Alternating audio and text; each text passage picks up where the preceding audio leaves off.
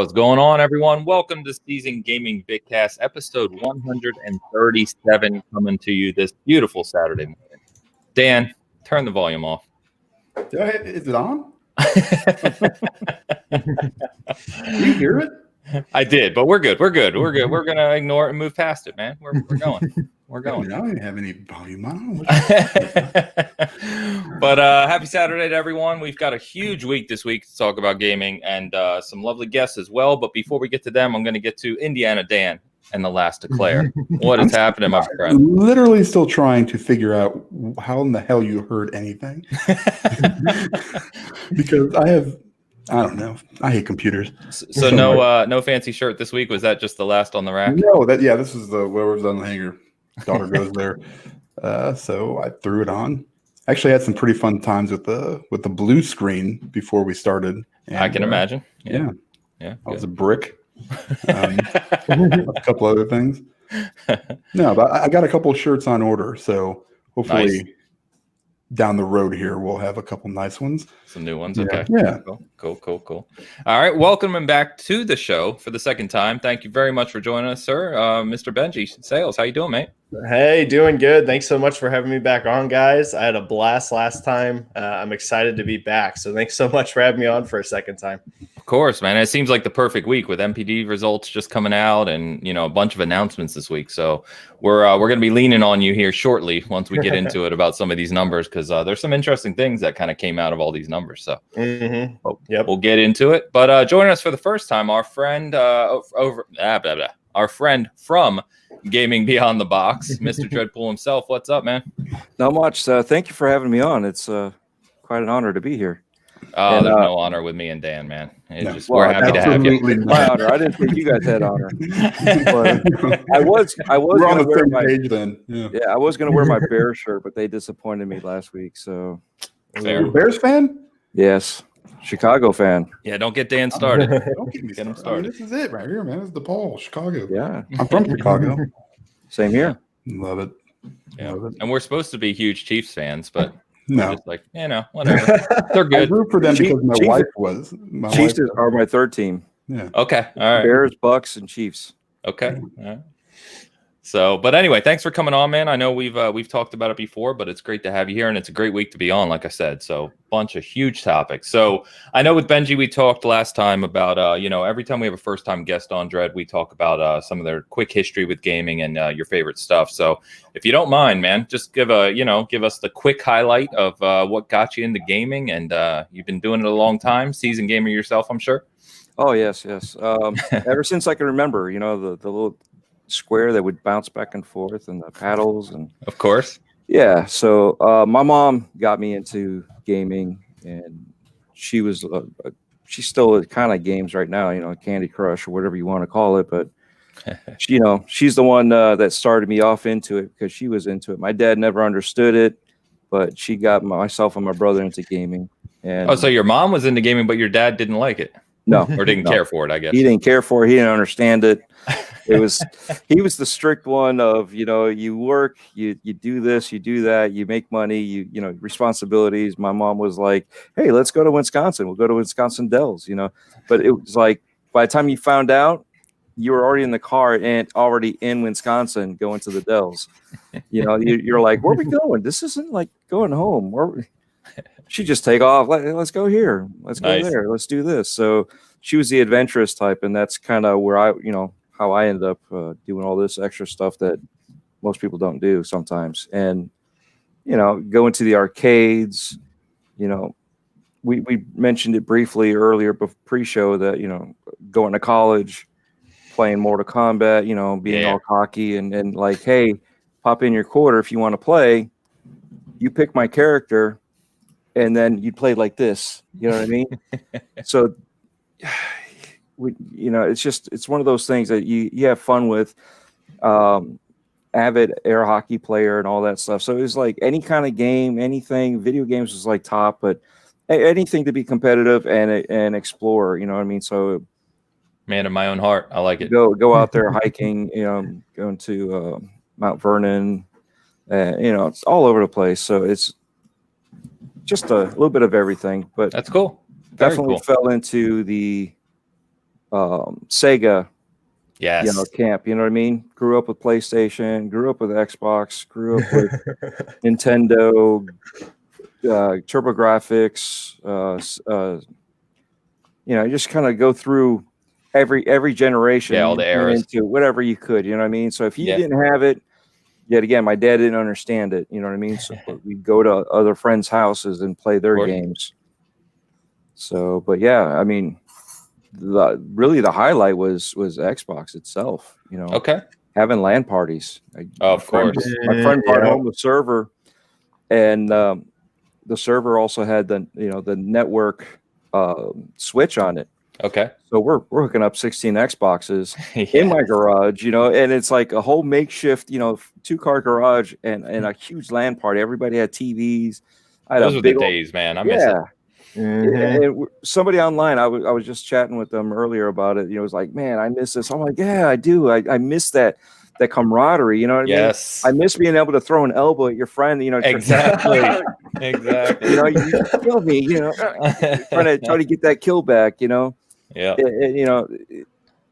All we could do is just verbally, say stuff. When you're trolling each other or heckling each other. It's one thing when it's your friends, but today's society doesn't understand when you're next to each other. There's a repercussion.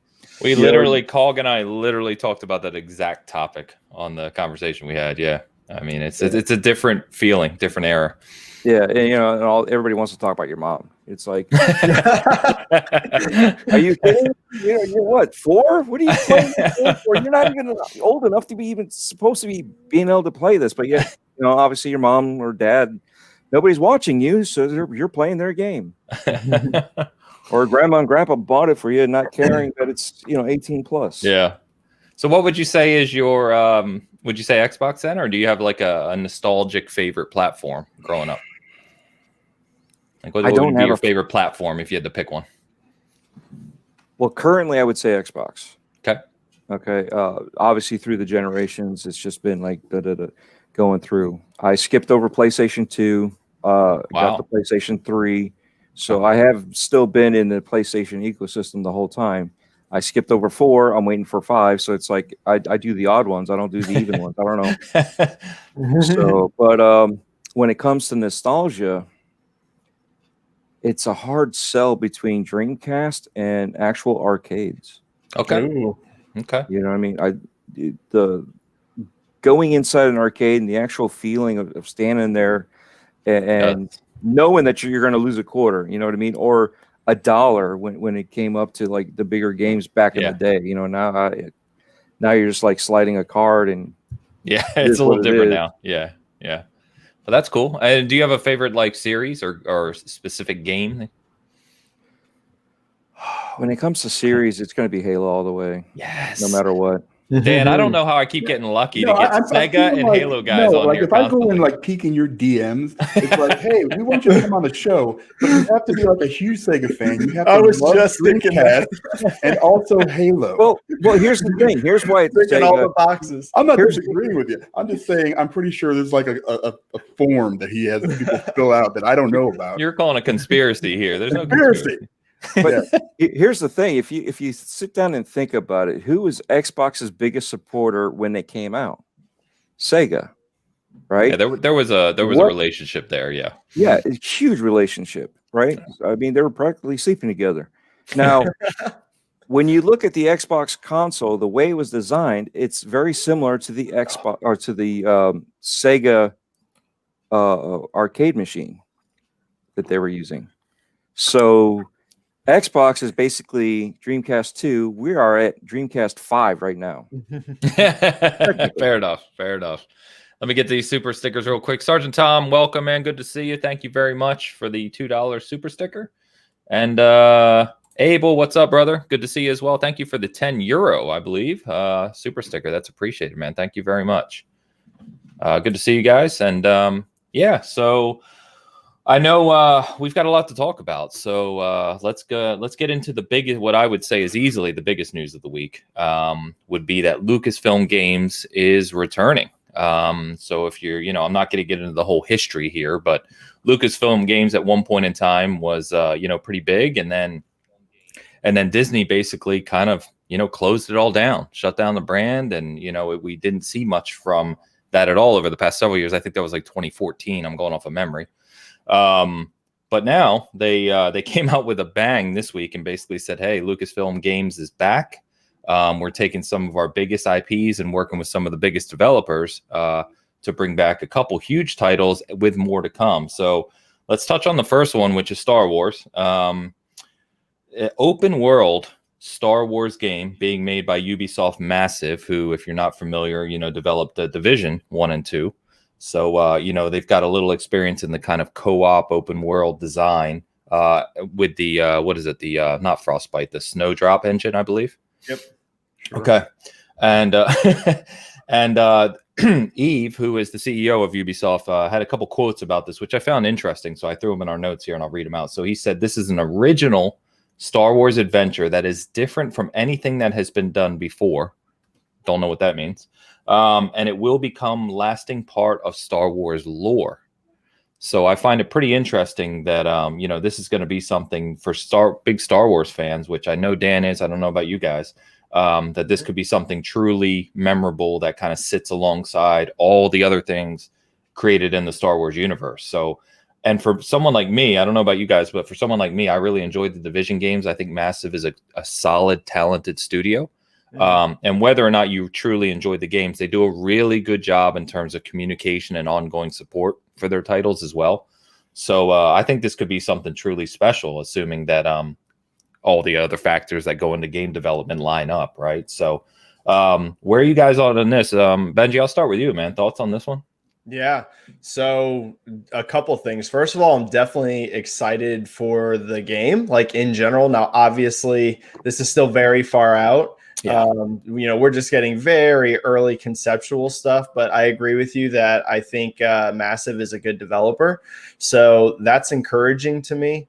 The Snowdrop engine makes pretty amazing visuals. Like in particular, the Division 1 and 2 are both really great looking games. So I assume this is probably going to look pretty beautiful. So yeah, I'm definitely excited for it. It's pretty wild to see, that the EA contract's coming to a close, and what that's going to mean going forward. I noticed one part of like the communication was that Lucasfilm was basically saying they want a lot of pitches for games, which I found interesting. Their statement on it was basically almost like a call out to developers and publishers saying, hey, pitch us Star Wars games. We want to make a lot of Star Wars games. So I found that very interesting. I think we might see a lot of Star Wars over the next 5 to 6 years. Yeah, I think that I completely agree with you. I think it was. And I think, we're already talking about two huge publishers / developers here in Bethesda and Ubisoft, right? Two of the biggest. So you can only imagine what else is going to go on. But I think for most of us who have been kind of living through EA's handling of the license, and we don't have to get into everyone's thoughts on that. But this is just fantastic news because, as you said, the head, I forget the guy's name, but the head of, the Lucasfilm Games, I think it's like their global interactive gaming something. He came out and said, this is only the beginning, to your point. Yeah. So fantastic. But Dread, man, you a Star Wars fan? Where are you at on this? Star who? What? Yeah. Ever heard of it? Of course, man. I talk about Star Wars all the time, which is the funny part.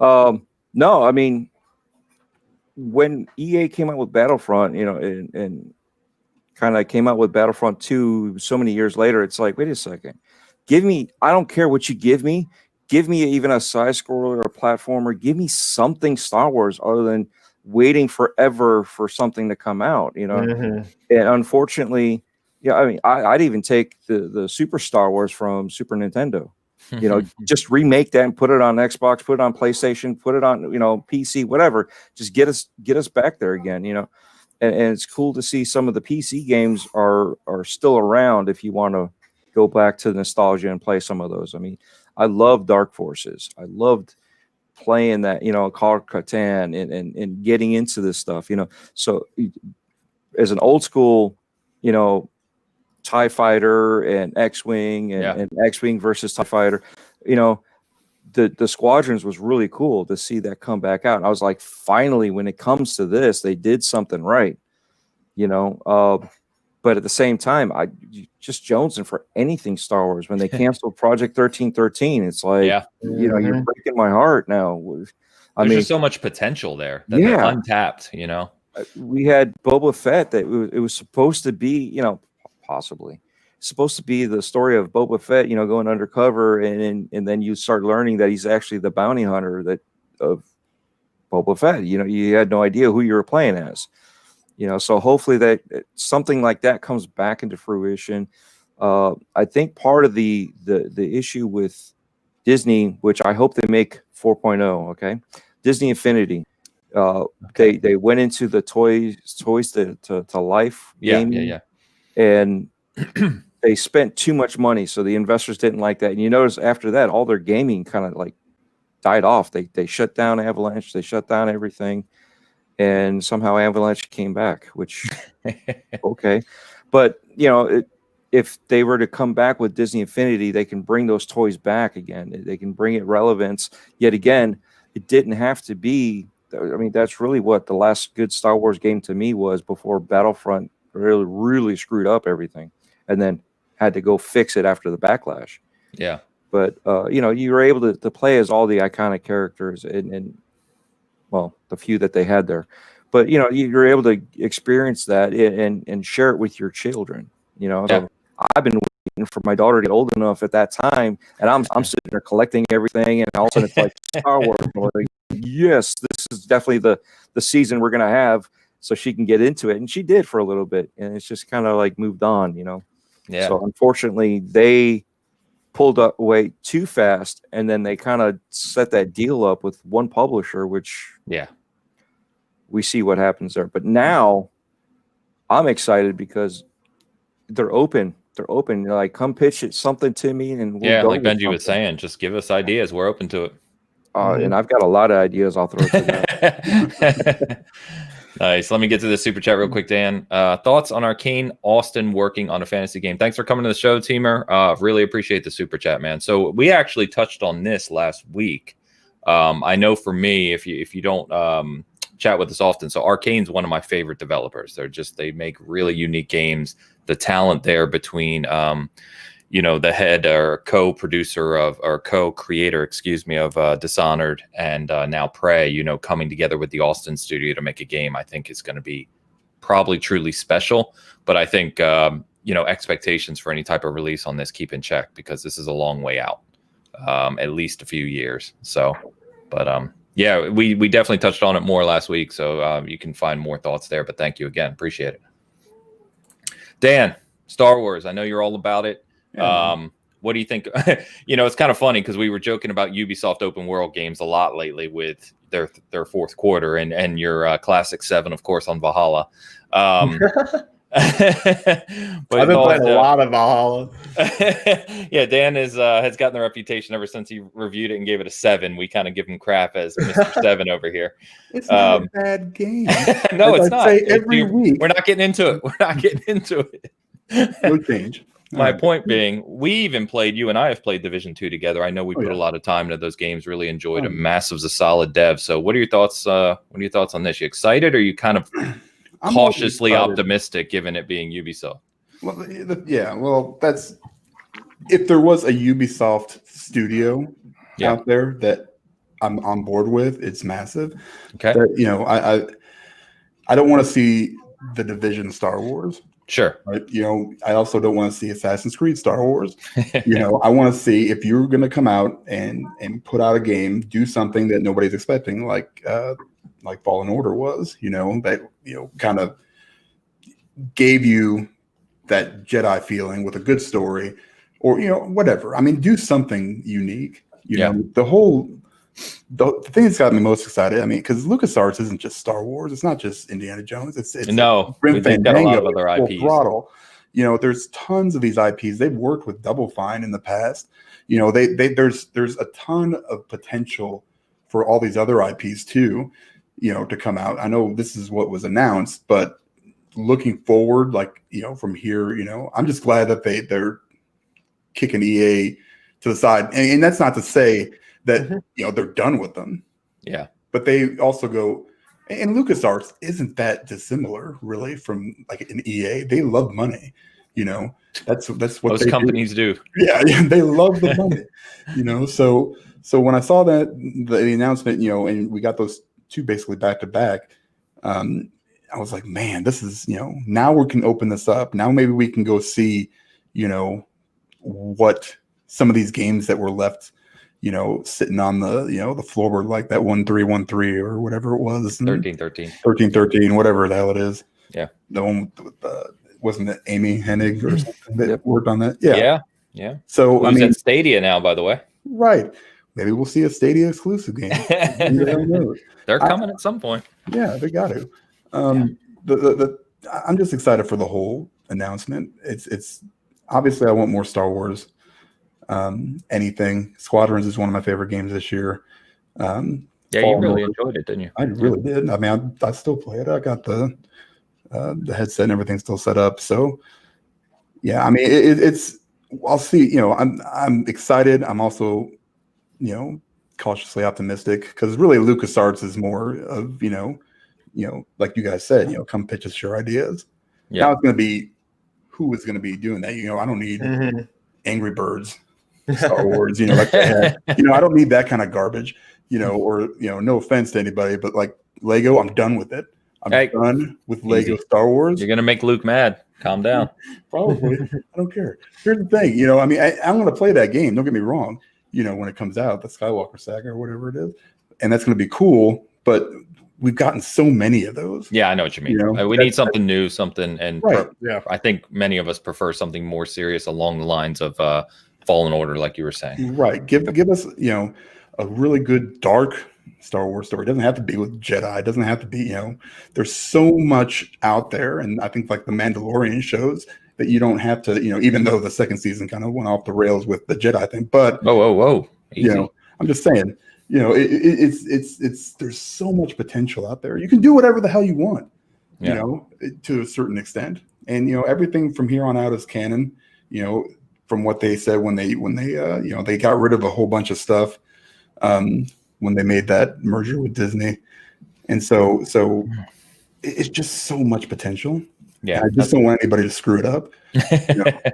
Well, I mean, I think we're in better shape now, to everyone's point that we're all making. And I think the whole community is making, is at least it's not restricted just to EA now. Yeah. Don't chase the dollar is what I'm saying. Well, that's fair too. Yeah. Don't flood the market with just, right. Yeah. I get you.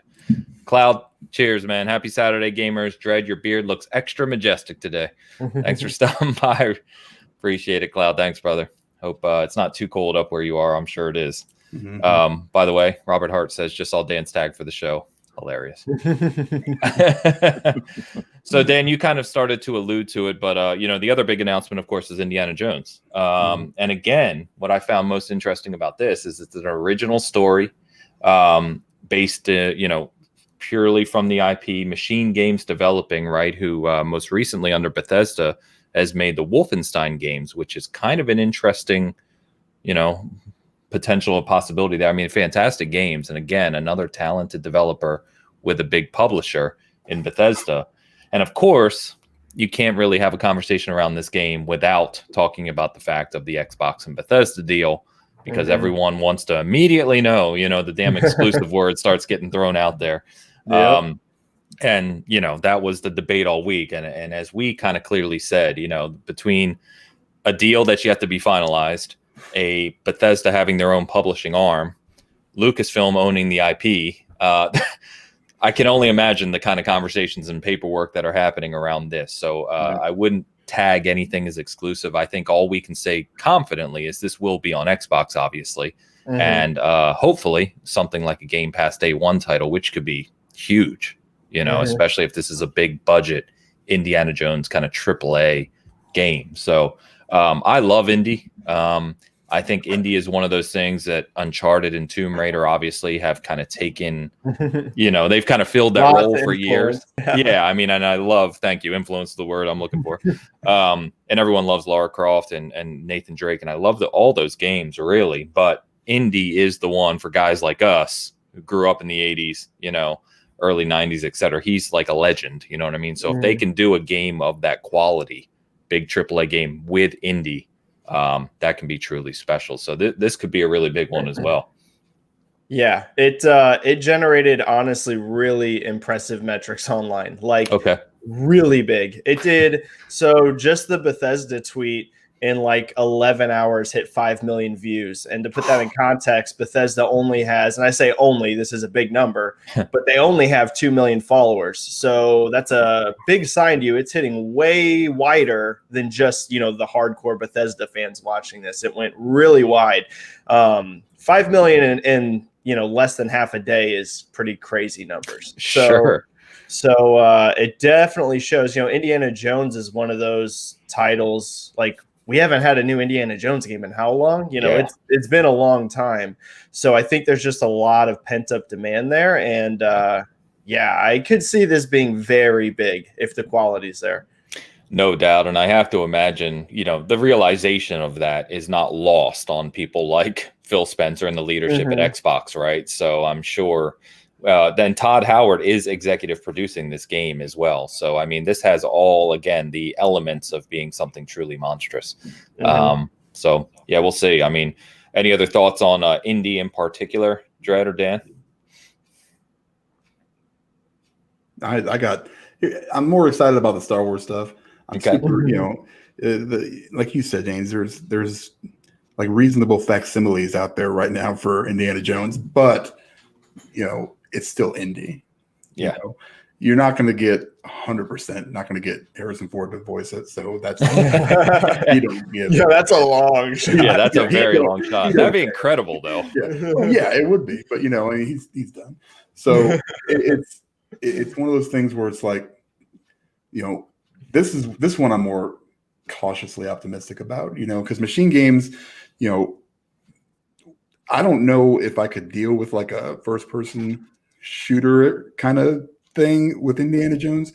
It might be good if they can do it right, but then it falls back to the third person, behind the back kind of thing. So it's like Indiana Jones has always relied on the story, and it's kind of tongue-in-cheek humor and stuff like that. So that's what you really need to bring to the table. And fighting Nazis. I mean, it's right. I mean, I think narratively, it's a really good fit. Gameplay, I think, is going to be interesting to see. Right. Like even the Wolfenstein games have a lot of humor in them and stuff. They're really dark and like intense games, but there are still some really funny parts in it. So like the writing side, I'm pretty confident in. But yeah, I am very curious what the game's going to actually play like. Yep. Yeah, I agree that it's got to be a third-person view. Yeah, you cannot. I don't care what they say, first person or not. It has to be third-person view. You have to watch your character. You know what I mean? It's just like the films. You're not indie. You're not first-person indie. You're watching the films from the third-person view. You know what I mean? So perspective. Yeah. Part of that play style has always been there.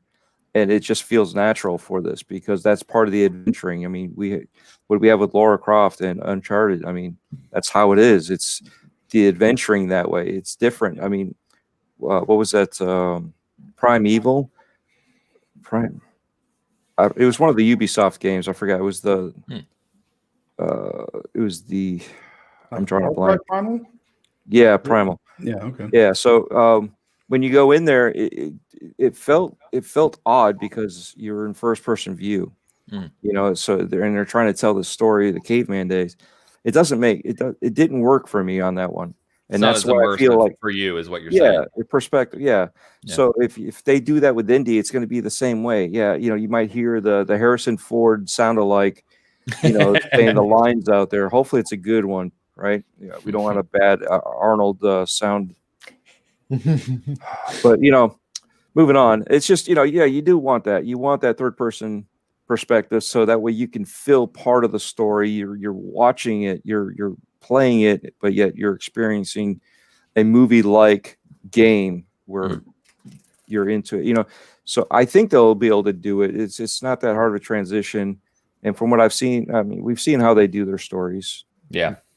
Well, that's what I think Benji raised a good point around the writing aspect, because Lucasfilm seems to be invested. They're not just handing the IP off fully. It almost feels like they're invested in where these games are going. And I wonder if that means they're going to kind of co-produce, have their own team of kind of writers, scripters, artists, etc., that work with all these different developers for these games. It feels more like a partnership than more of just like an IP sale, if that makes sense. Yeah, LucasArts has that control over their product. They want to make sure that it meets everything that they have already lined out. So they don't want to willy-nilly, here you go. And that's unfortunately, we saw what happened when we brought in aliens on the last Indiana Jones.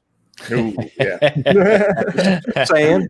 Yeah, fair. So here's a question for Robert Hart, $1 million question. Indiana origin story. What if Indy doesn't look like Harrison Ford?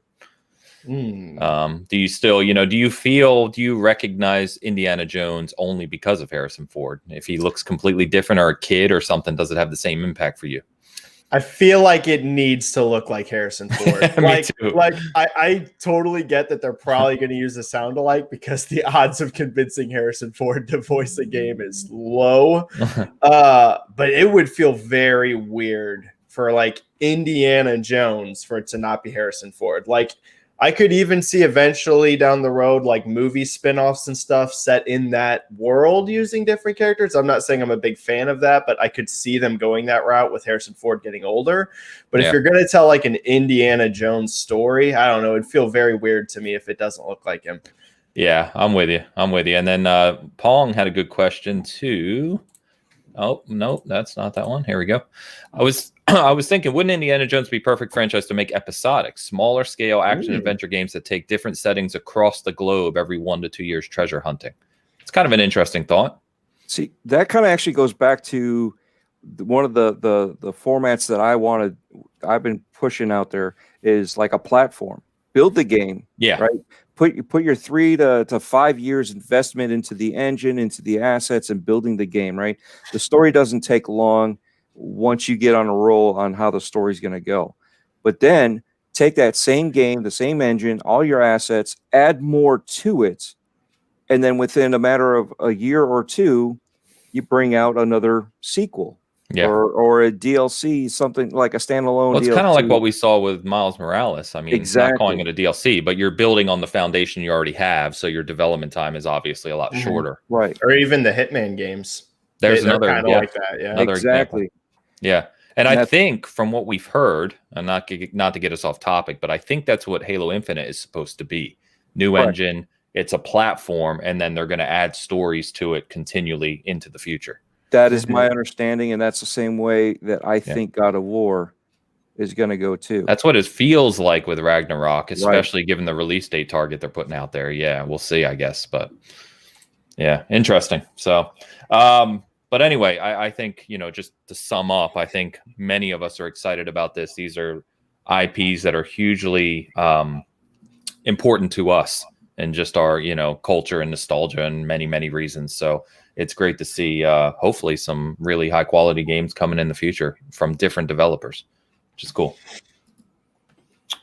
All right, let's jump over to kind of first quarter Nintendo, who we don't often talk about because they've been rather quiet other than breaking records every month. Right. They've been rather quiet in terms of actual game announcements. Yeah. So I figured we could talk about, their upcoming first quarter because it's actually rather impressive, and that will also tie us into. Yeah, it's exciting. Like, I'm actually excited for my Switch. I don't think I barely touched my Switch last year because I'm not an Animal Crossing fan. Same. But now I'm seeing, I actually pre-ordered Super Mario 3D World the other day, and even though I have it for the Wii U. So anyway, let me touch on this. So a big announcement that Hitman 3 is coming day and date to the Switch with the other platforms next week, actually, in 4 days from now, which is awesome. Then you've got Super Mario 3D World with Bowser's Fury, of course, on February 12th. You've got Persona 5 Strikers on February 23rd. Bravely Default 2, which, is a big RPG for a lot of people. February 26th, just 3 days later. And then you've obviously got Monster Hunter Rise on March 26th. So, I mean, right there, you've got 5 big games in the first quarter of the year for the Switch, which is just, it's not only impressive, but it's exciting finally that we're seeing some new, fresh, big titles coming to the Switch. Yeah, and Pokemon Snap only a month after that in April. That's true. Yeah, that's true. So it's like It's this lineup like snuck up on me. Like I was kind of like, I don't know. I guess I like you said last year, I'll be honest, I barely touched my Switch. I hardly played my Switch in 2020.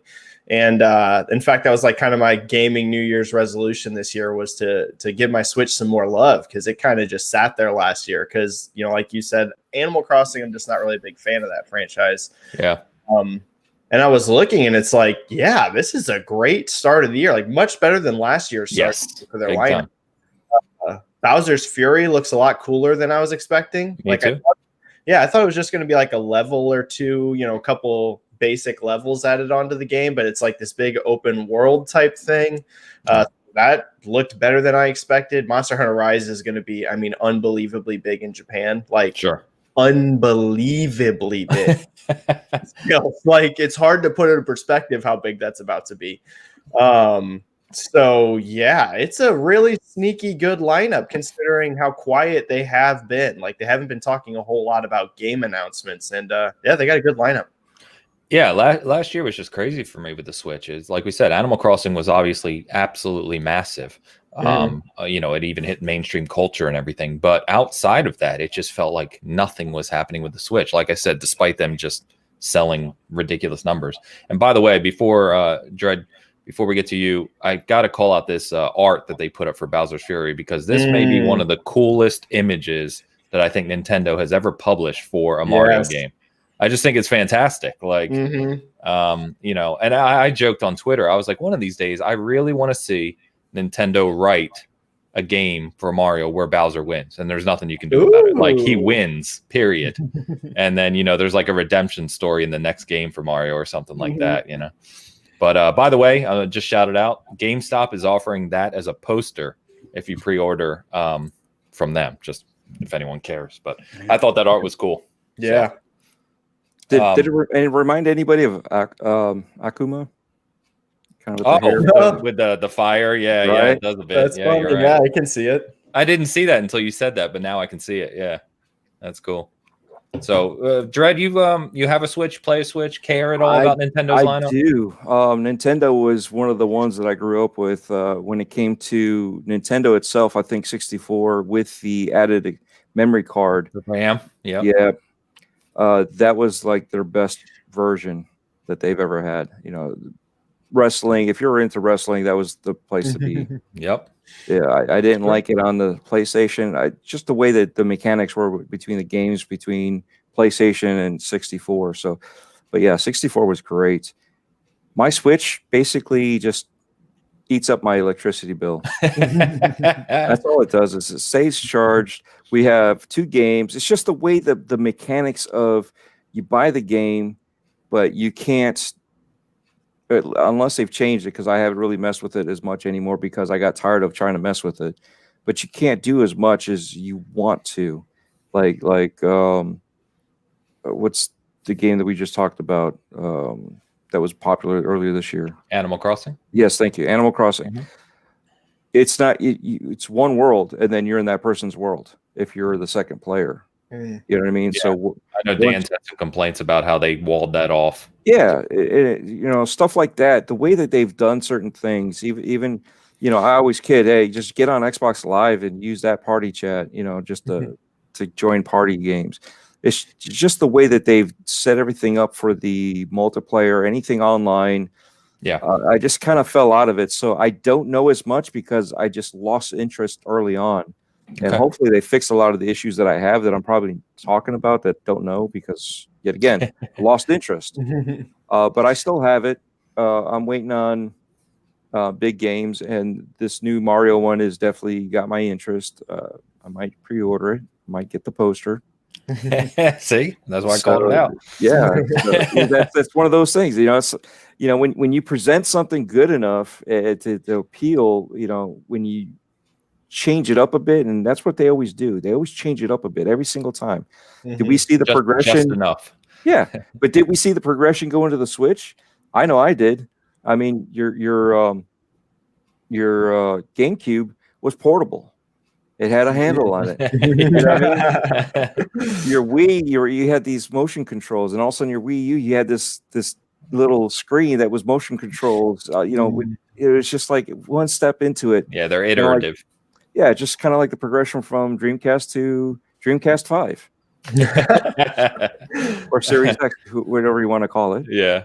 The Sega Series X, yeah. Yeah, I mean, they're definitely doing something good now. There was a dry spell because nobody was really talking about it, like you said, other than the sales, the console, which is crazy, right? It feels like, at least in our community, and obviously we represent a vast minority of the popular culture, but it was kind of crazy that no one really talking about the Switch in our circles, I should say. But the sales are just through the roof. They're breaking records left and right. It's crazy. Yeah. It was really those evergreens, because like in terms of new software last year sales, like Animal Crossing blew up, and Age of Calamity actually did really well for them at the end of the year. But it's like most of the games that were selling a lot of copies on Switch last year were games that are years old. That's the power of Nintendo, right? Those evergreen games. It's bizarre. It's absolutely bizarre. For years and years and years and years. And Mario Kart 8 just continues to shock me to death. That game just continues to sell so well. And it's a fantastic game, don't get me wrong, but it was a fantastic game 5 years ago. It's just crazy to me. So anyway, Dan, I know you play the Switch more than I do. And obviously, I'll give a quick shout out to Hades. I saw some chat. Hades was obviously a huge good console exclusive for the Switch. Good point. But Dan, Mario, I know you're in on Monster Hunter Rise. What are you thinking about? You going to be playing the Switch at all here? Yeah, I mean, for sure. Monster Hunter Rise is going to be 100%. Maybe. I'm sorry, by the way. Yeah. Hey, listen, I made it through Cyberpunk. I can make it through anything.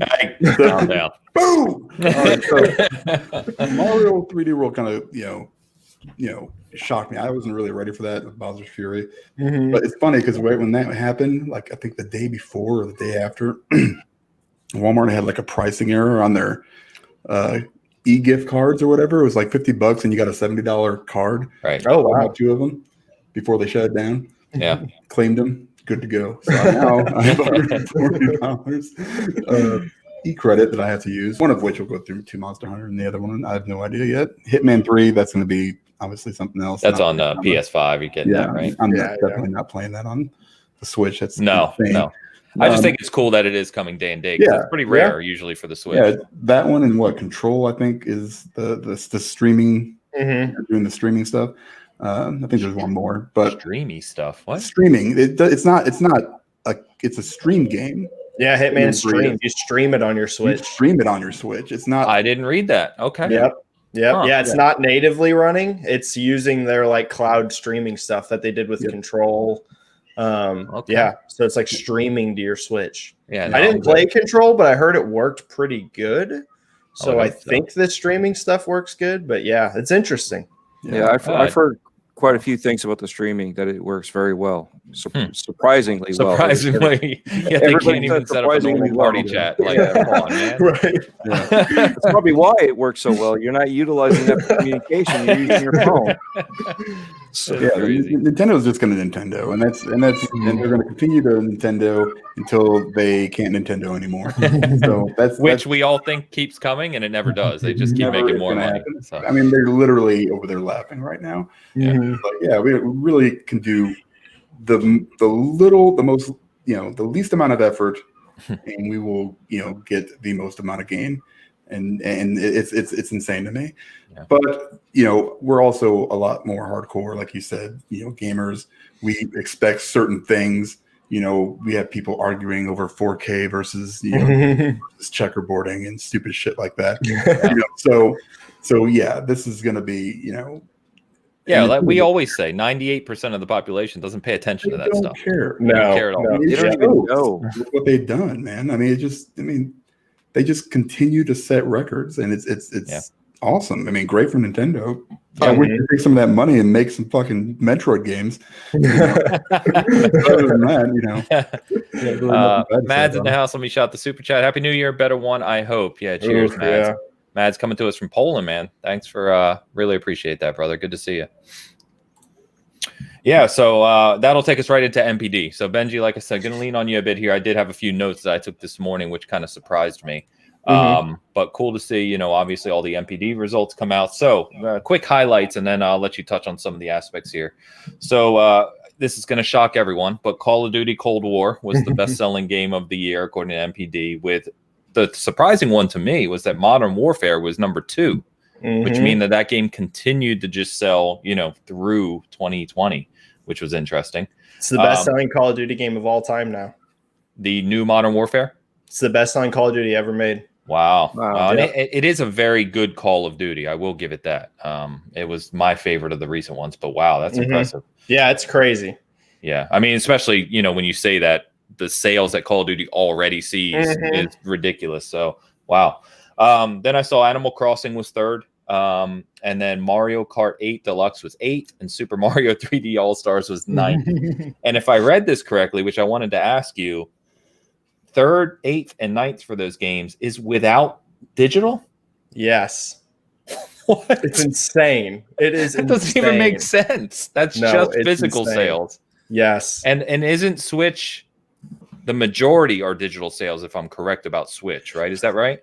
It kind of depends. So we have seen an uplift on digital on Switch, but they are still, out of like all of the publishers, Nintendo's still the most physical heavy. So I think, there's a lot of theories around why that is. I think part of it is because their games hold value so well.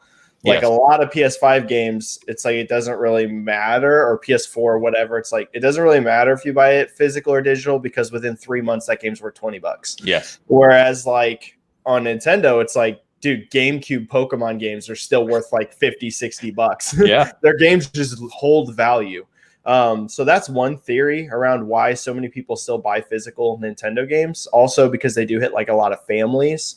So, younger kids and stuff, it's easier to gift, a physical item than digital in a lot of cases. A lot of theories around it, but their digital share has definitely increased from what it used to be. I mean, it used to be like a Nintendo game sold like 90+% physical, but they've definitely increased on the Switch from where they used to be, for sure. Yeah. And has that been, I would assume, you can tell me if I'm wrong, that obviously in 2022 with the pandemic, I think we saw digital start to creep up more too, just because people weren't leaving the house, right? 100%. Yep. Okay. So, but that's just mind blowing to me. It's crazy. That's something like Mario Kart 8 was 8th in all of 2020. It's like 5 or 6 years old, and that doesn't even include digital sales. It's just, it doesn't even add up, like in my mind. It's unbelievable. And to that point, the Switch is now the best selling console for 25 months straight. So over 2 years straight. Which is a record as well, right? Yep.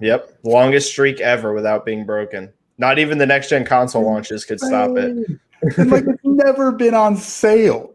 No. The price hasn't gone down either. Y'all, it's and that's it.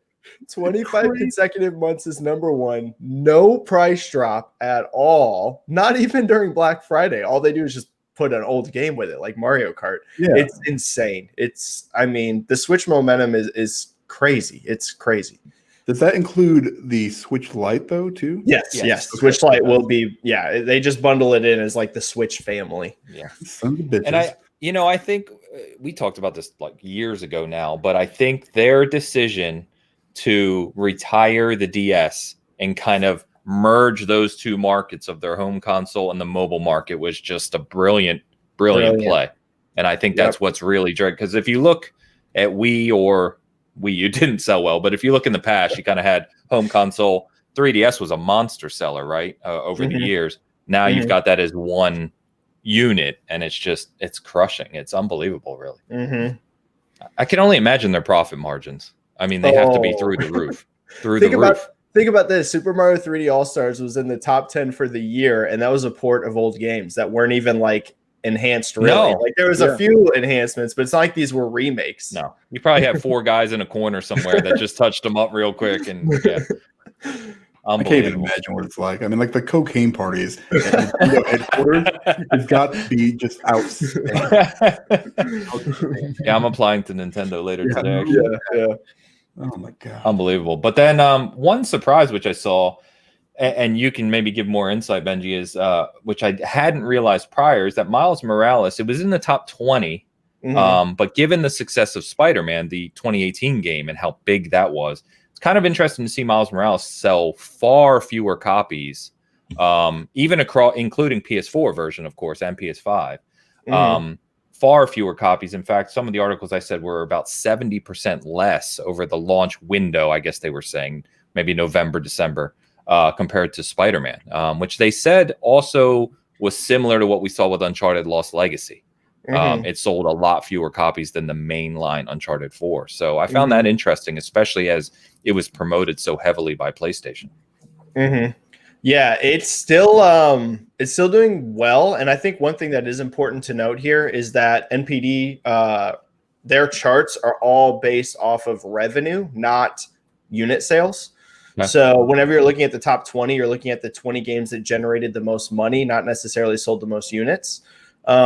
So keep in mind, Miles Morales was $49.99 and not a $60 game. So it does have not a huge price disparity there, but there does, that is a factor. Sure. But it is a big drop overall, but I wouldn't be too worried about like the future Spider-Man moving forward. Of course not. Yeah. It's important to remember that as much as Miles Morales has like gained visibility over the years, he's still no Peter Parker, in the common person's eyes. Like the regular person, to them, Spider-Man is Peter Parker.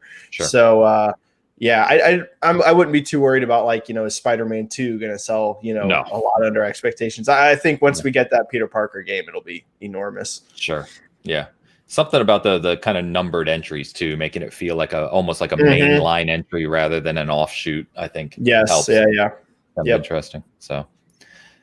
All right. Anything else, Benji? Those are the notes I had. Anything else that jumped out to you that's kind of crazy or worth talking about with MPD? Yeah.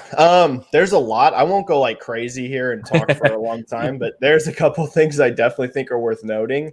One of them is how much lower Xbox Series X and S are selling than I expected.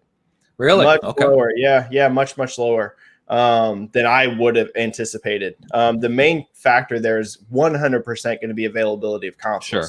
So, PS5 and Xbox Series X and S, it's literally all about inventory. They are quite literally selling every single console that makes it to stores. But I am surprised. Series X and S are tracking behind Xbox One launch aligned. So they are selling slower currently than the Xbox One did. And even the PS5, even though it had a very strong launch, its legs, are just not quite what I would have expected either. And again, that's all coming down to just the amount of consoles they have. Yeah. I think it was important to note that in the NPD report, it mentioned how PlayStation 5 was the best selling PlayStation in its first 2 months by revenue, but they did not say by units. And I think that's worth noting.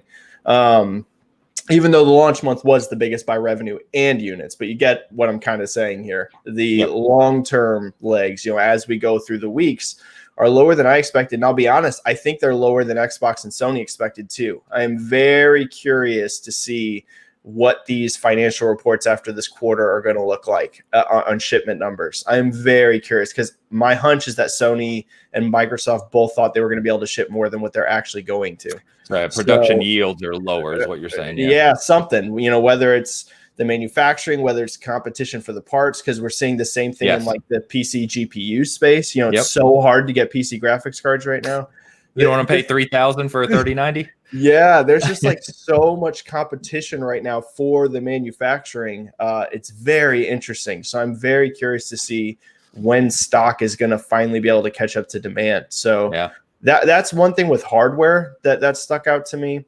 And then the other thing, I made a tweet about this. It really shows how big exclusives are becoming. Almost half of the top 20 best-selling games of the year were console exclusives. Yeah, I think it's 9, right? 9 out of 20. So we're one game away from 50% of the best-selling games being console exclusive games. That's pretty wild. And I think it shows how important it is to get those big tentpole games that drive audiences to your console. There was an argument, and I was actually even one of these people, probably back during like the early PS4 and Xbox One generation. It was a common thought that exclusives were not as important as third-party support on your console. Right. And to be honest, the Switch is flat out proving that is not correct, because the Switch is selling faster than PlayStation 4 even was. Yep. Launch aligned. I mean, if Switch is up year over year in 2021, it's on pace to potentially come very close to PlayStation 2 lifetime sales, which is the best selling console of all time. Yeah, that's a big thing. Yeah, if 2021 is as strong as 2020 was for Switch, watch out, because my God. So that's just a few thoughts, but definitely exclusives are important, and I think that's part of the reason you're seeing Microsoft become so aggressive with buying studios and stuff. Is I think they are aware of that. Yeah, it's an interesting point, because talking about the Switch too, especially if they treat it like they did the 3DS with revisions, and the fabled, rumored Switch Pro. Eventually comes, and they continue with that, say through 2022 to 24, and this is all looked at as the Switch, then to your point, it'll be, the PlayStation 2 is so far ahead of other consoles, it's almost hard to fathom, especially it being 20 years ago. But the Switch, nuts. I'm not expecting Switch to hit number one. I think PS2 is still going to hold that crown, but I think it's looking almost like a lock that Switch will be the second best-selling console of all time. Yeah, which is just crazy. Crazy. It also goes to show how ridiculous the PlayStation 2 was.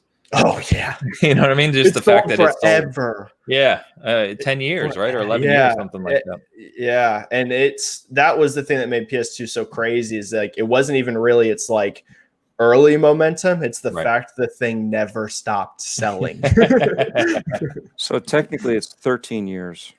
Yeah. 2000 to 2013. There you go. Yeah. Crazy. Nuts. It to Benji's point, it just kept going and going. And the fact that people forget nowadays, because it's been so long, but I mean that it introduced, like the PS3 did, because they banked on the same thing, but it introduced DVDs to the living room. Right. And that was a huge play when the 100%. PlayStation 2 came out and kind of continued, because it was like, why would I pay $300 for a DVD player when I can get a DVD player and a game console for the same price? And they tried to bank on that same thing with PS3. It just didn't work as well due to other PS3 issues, but that's a whole nother topic. But really cool, man. I appreciate the insight. I always find, to your point, I just find them fascinating. It doesn't impact me.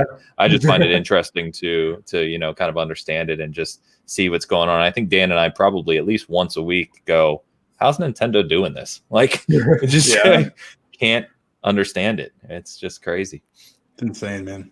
So it's going to be interesting to see when someone can break that streak this year. Because you got to think eventually, at least 1 month this year, PS5 or Xbox while it sells Switch. It's like, how long can this streak go? Because I'll be honest, I think they can at least probably make it to April or May, still being number one, and maybe even longer. I wouldn't even want to take that bet. Yeah, I wouldn't bet on a month. Go ahead, Dan. Sorry. You'd almost need and we know that at least something like, Horizon's probably going to be on PS4 and 5, right? New God of War will be on 4 and 5. Halo's going to be on all consoles. There's not like a game I'm trying to think of one game that is going to be like exclusive to either the Xbox next gen Series X, right? Yeah, or the PS5, the medium. So that could potentially boost, because nobody, you're not just going to have like everybody all of a sudden go out and buy a Series X or a PS5, even if they're, once they're available, you're going to eventually slow down a little bit. I don't know when that's going to be, because you don't see a quote system seller.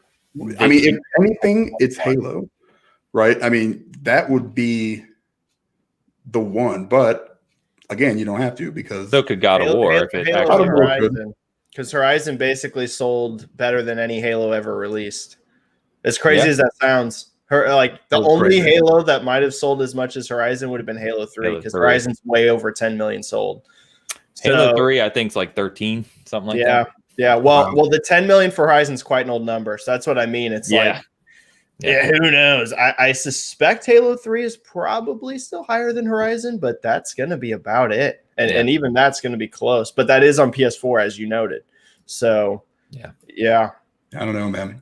I'm just looking like, in the future. I mean, because then you've got, Mario 3D World or whatever it is. And you've got these other games that are going to continue to sell Switches, especially if they release Breath of the Wild 2 late this year. Right. Ooh. I mean, you can't play that anywhere else. Yeah. If that hits this year, I mean, it's over. I mean, Nintendo just keeps Nintendo, and like we said, but man, I'd like to see, either one. I don't really even care. Just like 1 month, like somebody just outsell Nintendo, do something. A chink in the armor. I think they will, happen. but it could be a while. Yeah. That's fine. I don't really give a shit. Because, at the end of the day, I'm going to be playing whatever the hell I want to. So, these guys, they want to argue these numbers and crap. It's fine. But, no offense, Benji. I'm not saying, I find it very interesting. Yeah. This stuff, it's super intriguing to me. When I see it, it's hard to appreciate it without getting into it, with the dumb crowd. So that's the problem. I like following you so I can okay, that's a very different take. That's good information. Now factual. Yeah, right. Yeah, instead of stupid. Well, all right, it's not rant time. We don't need a rant. We're good. I ran for 3 weeks. I'm guilty. I get it. A lot of people do sales for console wars. A lot. Yeah. No, it's exhausting. I think it's cool information. I think it's being able to look at it objectively and see what these companies are doing and how everything relates to each other. It's just it's fascinating to me. Yeah. So it's funny what we were talking about here because Matt's a big home theater guy like me and saying the same thing, right? So many people bought a PS2 for the DVD player, and he's right. I said 300, but he's right. They were a lot more expensive because DVD technology was kind of new at the time. So interesting. And Z Black, good to see you, man. He said somebody's buying everything. I can't even get a new stove until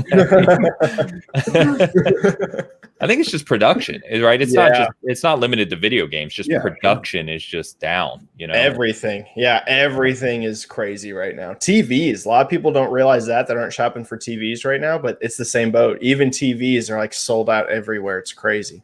Man, crazy. Yep. Lords, what's good? What's up, Carl? Good to see you, brother. Yeah. Salute to Iron Lords.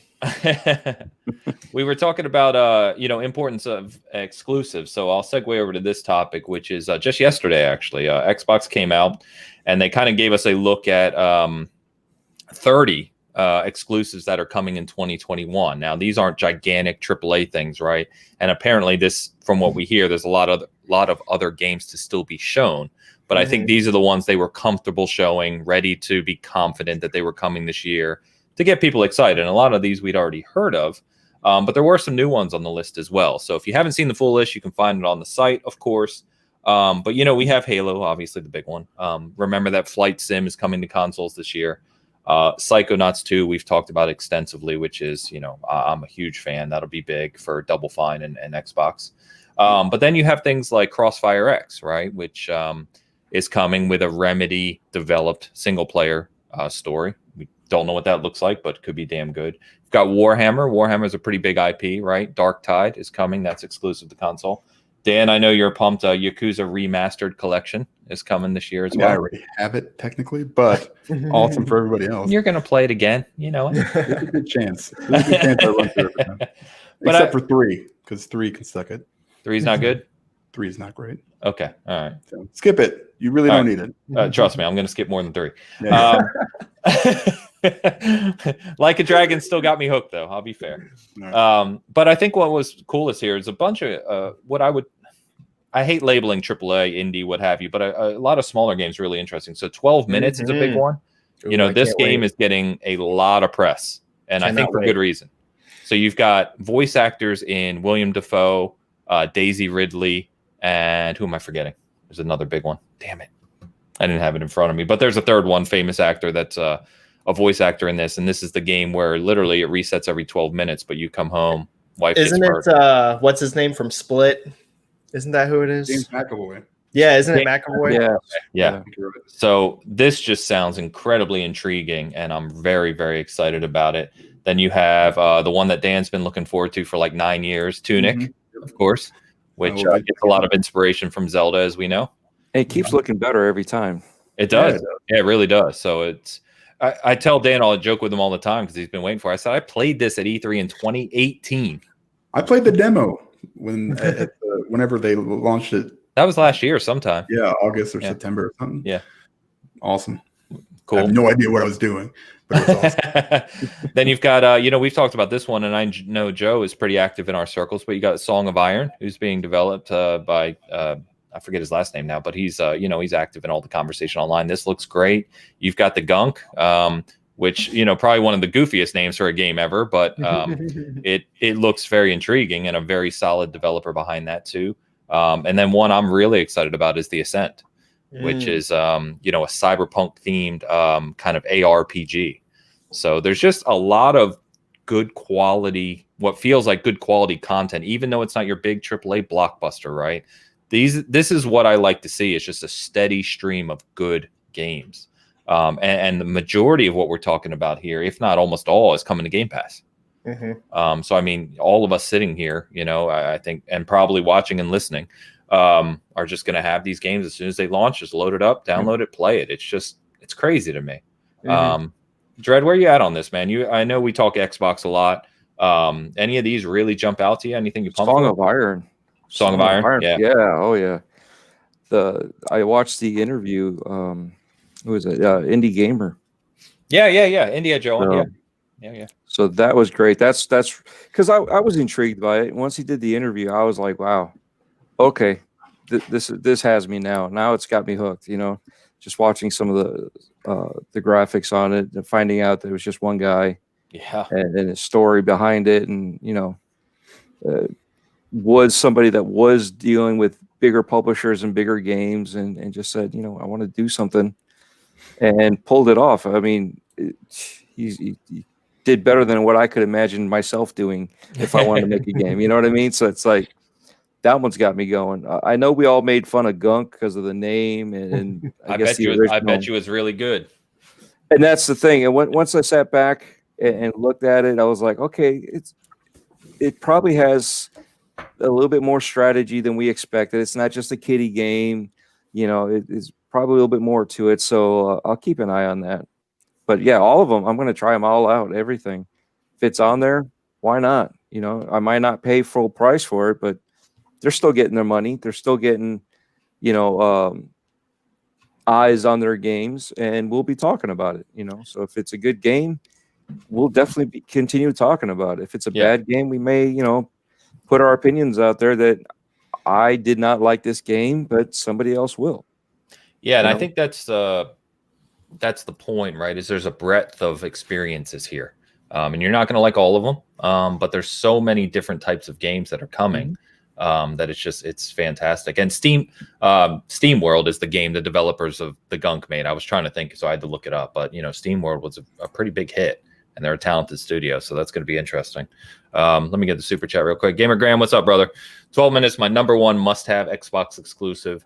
Much love, happy Saturday to all. Yeah, I know Graham and I talk about this game almost daily in our off chat, but it just looks truly incredible. And I'll just throw this up real quick because I think we all agree that Daisy is easy on the eyes. Yeah. Yep. Dan's like, yeah. My daughter met her lookalike at Disney World. Oh, really? At nice. Disney's, Galaxy's Edge, Black Spire Outpost, all that. That's cool. Yeah, so we flew the Millennium Falcon. She comes out and she sees her, and they're just going at it. And I'm like, I'm freaking jealous here. I wanted to talk to her. And then she's like, well, we have somebody hairy here too. And I'm like, what are you talking about? Like, and she turns over and Chewbacca. And I'm like, oh, huge Star Wars fan. And my daughter gets all the attention. That's the way it always works, right? Yeah. But, yeah, so I don't know, thoughts on, I don't know if you, Benji, do you get into kind of the analytics around Game Pass and what Xbox is seeing? I know I've done a few dives into it, and it's always very, I would say, surprising to me when I do that, because it continues to grow, continues to gain steam. Yeah, and quickly, right? In fact, I was with you that it wouldn't surprise me if they've already hit the 20 million mark. I think they have, yeah. Yeah, and it's just, and the investment they're making, obviously, goes without saying over the next, few months, years, etc. I can only imagine that's just going to continue to grow at that same rate. So it's this type of lineup, like I said, where you're constantly feeding your subscribers new content. It's what Netflix does. They do it extremely well. It's like every time you turn on Netflix, there's something new that pops up. I think we've talked about it extensively, but it just seems the more and more you see it, the more impressive it becomes, in my opinion. Yeah, and this is the number one reason you're seeing the explosive growth of Microsoft Studios. Like, it's the number one reason. The number one reason they're buying so many teams is specifically because of Game Pass. Yep. Because exactly as you noted with Netflix, it takes a huge investment to keep subscribers high. Yep. Right? People subscribe to your service because they want your content that they can't get anywhere Content else. is king. Same thing you're seeing with Disney Plus. They're starting to spend a fortune on shows like The Mandalorian, WandaVision. You know, these are not cheap shows. They're spending millions and millions of dollars on these productions. And Microsoft, they know that in order to keep that Game Pass subscriber number high, you got to fill it with content. And there's actually a lot of games here I'm excited for. 12 minutes, I am so stoked for it. Yeah. I love weird stuff. Like, I love it. I love psychological thrillers. And 12 minutes very much seems to be that. A big mystery behind what exactly is going on here. I love stuff like the games that Remedy writes, like Control and Alan Wake and things like this. And I feel a little bit of that kind of vibe with this, just in that it's like sort of a surreal experience. I'm excited for The Medium. I love horror. Oh, yeah. I can't wait. Yeah, I'm really pumped for The Medium. I'll be honest, less excited for Scorn, even though I love horror. Scorn to me has just looked a little... Hasn't shown really well yet. Yeah, and I feel like it just looks gross. Like, I don't feel scared by it. Like, I'm being honest. Like every time I watch Scorn, and it's beautiful visually. I'm not trying to knock the developers. It's just every time I watch, I'm like, I'm not scared. I'm just grossed out. And for me, I care more about horror to be like scared of what's happening. Yes. Than just like the gore and things like that. So I'm a little more worried about Scorn. I hope it's good. I mean, I'm always up for good horror. So, I mean, if it's good, I'll be pumped. But that one I'm a little more concerned about. But yeah, The Medium, I'm pumped for. 12 minutes, I'm pumped for. There's actually a lot here that yes, it's not the big headline grabbing AAA games, but a lot of interesting stuff. Yeah, and there were a few things on the list. So I didn't mention that also we hadn't really heard of before that I'm going to forget off the top of my head. One was like The Lake. I hadn't heard of that before. There's a few on the list. So like I said, you can find it on the site if you want to check it out. But yeah, they also gave an update yesterday on Stalker 2, which is sounding fantastic as well. Aman, good to see you, brother. He said Stalker 2 still dropping 2021. So the interesting thing in the update yesterday was they talked about development, it going well. It's going to be 4K ray tracing on Series X, 1080p, I presume, and ray tracing on Series S. They did not commit to 2021. So, always kind of read between the lines with these updates.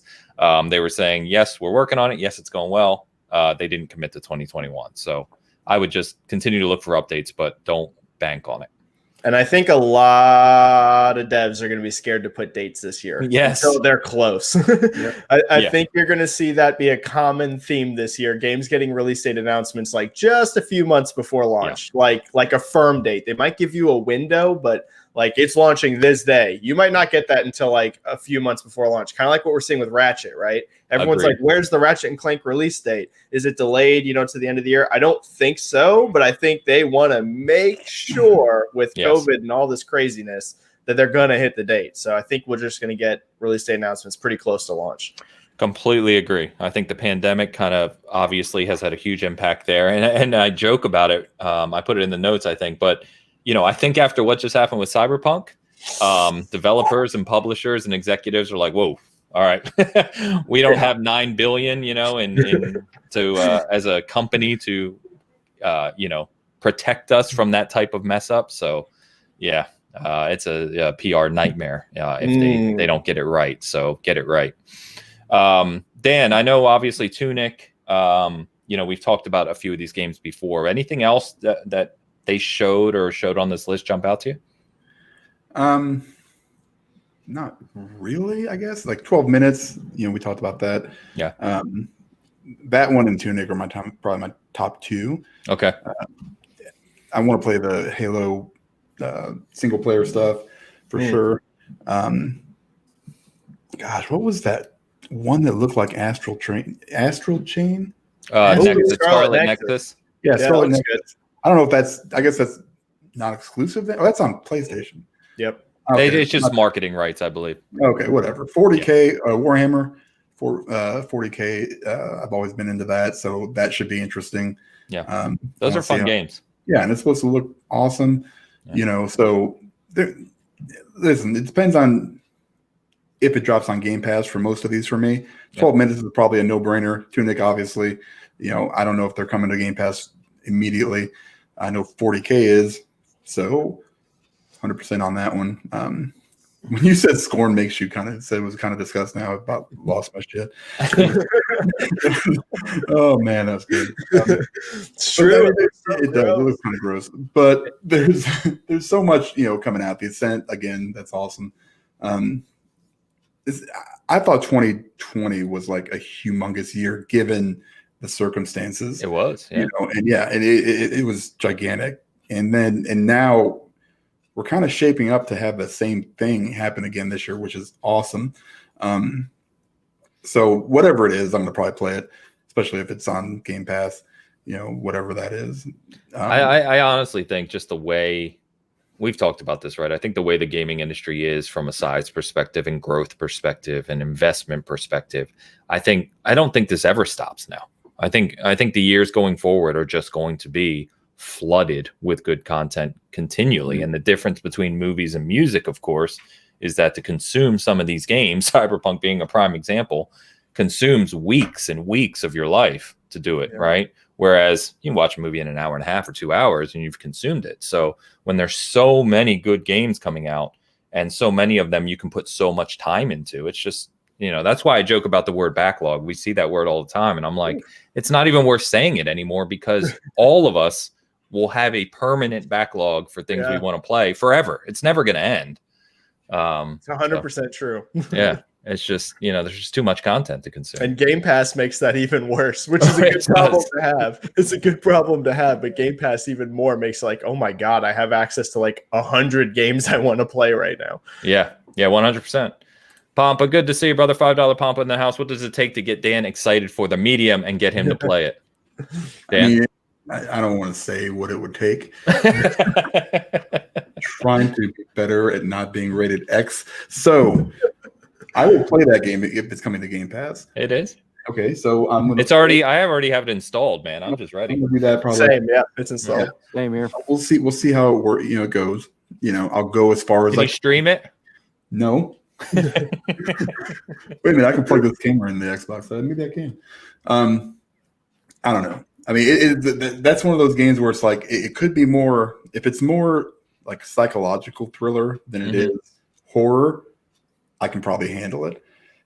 But like the Blair Witch, I mean, I got pretty far in that. I mean, I thought I got pretty far, and far for me is an hour. So, I mean, when you compare it to Resident Evil 7 and the crows coming out of the gate right when you pull up to the house, you never even got into the house, right? Never got into the house. I never got that, dude. RE7 is so scary. It's a good, God. I love horror, and even that game terrified. I cannot do jump scares. My heart is weak. I probably have blood clots all over my legs. I mean, I have no idea. It could be a terrible, terrible thing. All of a sudden, how'd you die? I played the medium. You don't want to do that. Yeah, but at least you'll do it on stream. I mean, that's true. That would be awesome. Actually, I would have to, if it somehow increased season gaming's, footprint, then I'll buy for it. We're gonna kill Dan to get some followers. Yes, I don't think that's the path we're taking. Yep, that's what we got to do. That's good. Thank you, Pompa. Appreciate it, man. Darren, all the way from Scotland, I believe. £10, or we'll say 10 quid. We'll say it right. Patiently awaiting ray tracing update for Minecraft. Keep up the awesome work, guys. That is a very that's something I haven't thought about in a while, actually. Because the video they showed of it is really impressive. Yeah, it looks awesome. Yeah, I'm wondering where that is. Yeah, well, we saw what happened with the Super Duper Graphics pack, which literally got just completely canned. But yeah, this is pretty cool. It's kind of funny to think a game that's designed like Minecraft, you know, so many of us are waiting for something like ray tracing. They're almost opposing ideas in a way, you know, but it's true. So thank you very much, Darren. Appreciate that, brother. Always appreciate the support. All right. So one other big thing. I mean, this is a perfect segue. We're talking about horror, right? We got big Resident Evil news this week. Yeah, I know. I'm pumped. So, and Dread, sounds like you're a big horror fan as well, which is great. Oh, definitely. Okay, so we'll leave Dan out of this conversation, but so Resident Evil Showcase coming this upcoming week, January 21st, which is, where am I at? What day is that? Thursday? Wednesday? Thursday. So this Thursday at 2 p.m. Pacific is going to be the Resident Evil Showcase. So they've said we're going to get new gameplay from RE Village, and in addition to a new trailer. But it's not just Village. We're going to get updated news on other projects in the Resident Evil franchise as well. So really pumped for this. Village looks freaking incredible. I mean, it just looks so good, and the fact that it's being developed for next gen, you know, they're focused on PS5 and Series X and S. Oh man, this is easily one of my most anticipated games because RE7 was great. Amazing, in my opinion. I loved it. I agree. It was amazing. Yeah. So just knowing what they can do, and you know, you take that kind of design. I love the first person aspect, in my opinion, for Resident Evil, the new one. And then now you put it in this almost like gothic kind of, you know, Dracula inspired castle. Do you know what I mean? It just, man, it's got all the makings of a very memorable horror game. So, but you know, one thing I also wanted to mention, I'll get you guys opinions on Village, but you think we're going to hear anything about the RE4 remake next week? I think there's a good chance, not a lock, but it's definitely in development. So I would say 50-50, but we very well could. If they're saying other Resident Evil projects, you know, RE4 is supposed to basically be hitting the soonest after Village in terms of like their next projects. Yes. So I would think, unless there's like some kind of multiplayer thing they're going to show or something like that, because that's always possible. Yeah. Yeah. I'm going to be the inexperienced football quarterback here, and I'm going to throw the Hail Mary. Hopefully, Dino Crisis. Oh, everyone's still hoping for it, right? Hopefully. That'd be hype. That would be hype. It would be. That would be amazing. Yeah, I have to wonder, you know, when we get to a situation like that, because that is, you know, Capcom's heard that. You know, they've heard the calls for Dino Crisis, and it's been a few years now where so many of us in the community are like, God, you had such a great IP here. Bring it back. It's horror and dinosaurs. Like, it sells itself. You don't even have to do anything. And we've seen dinosaurs sell.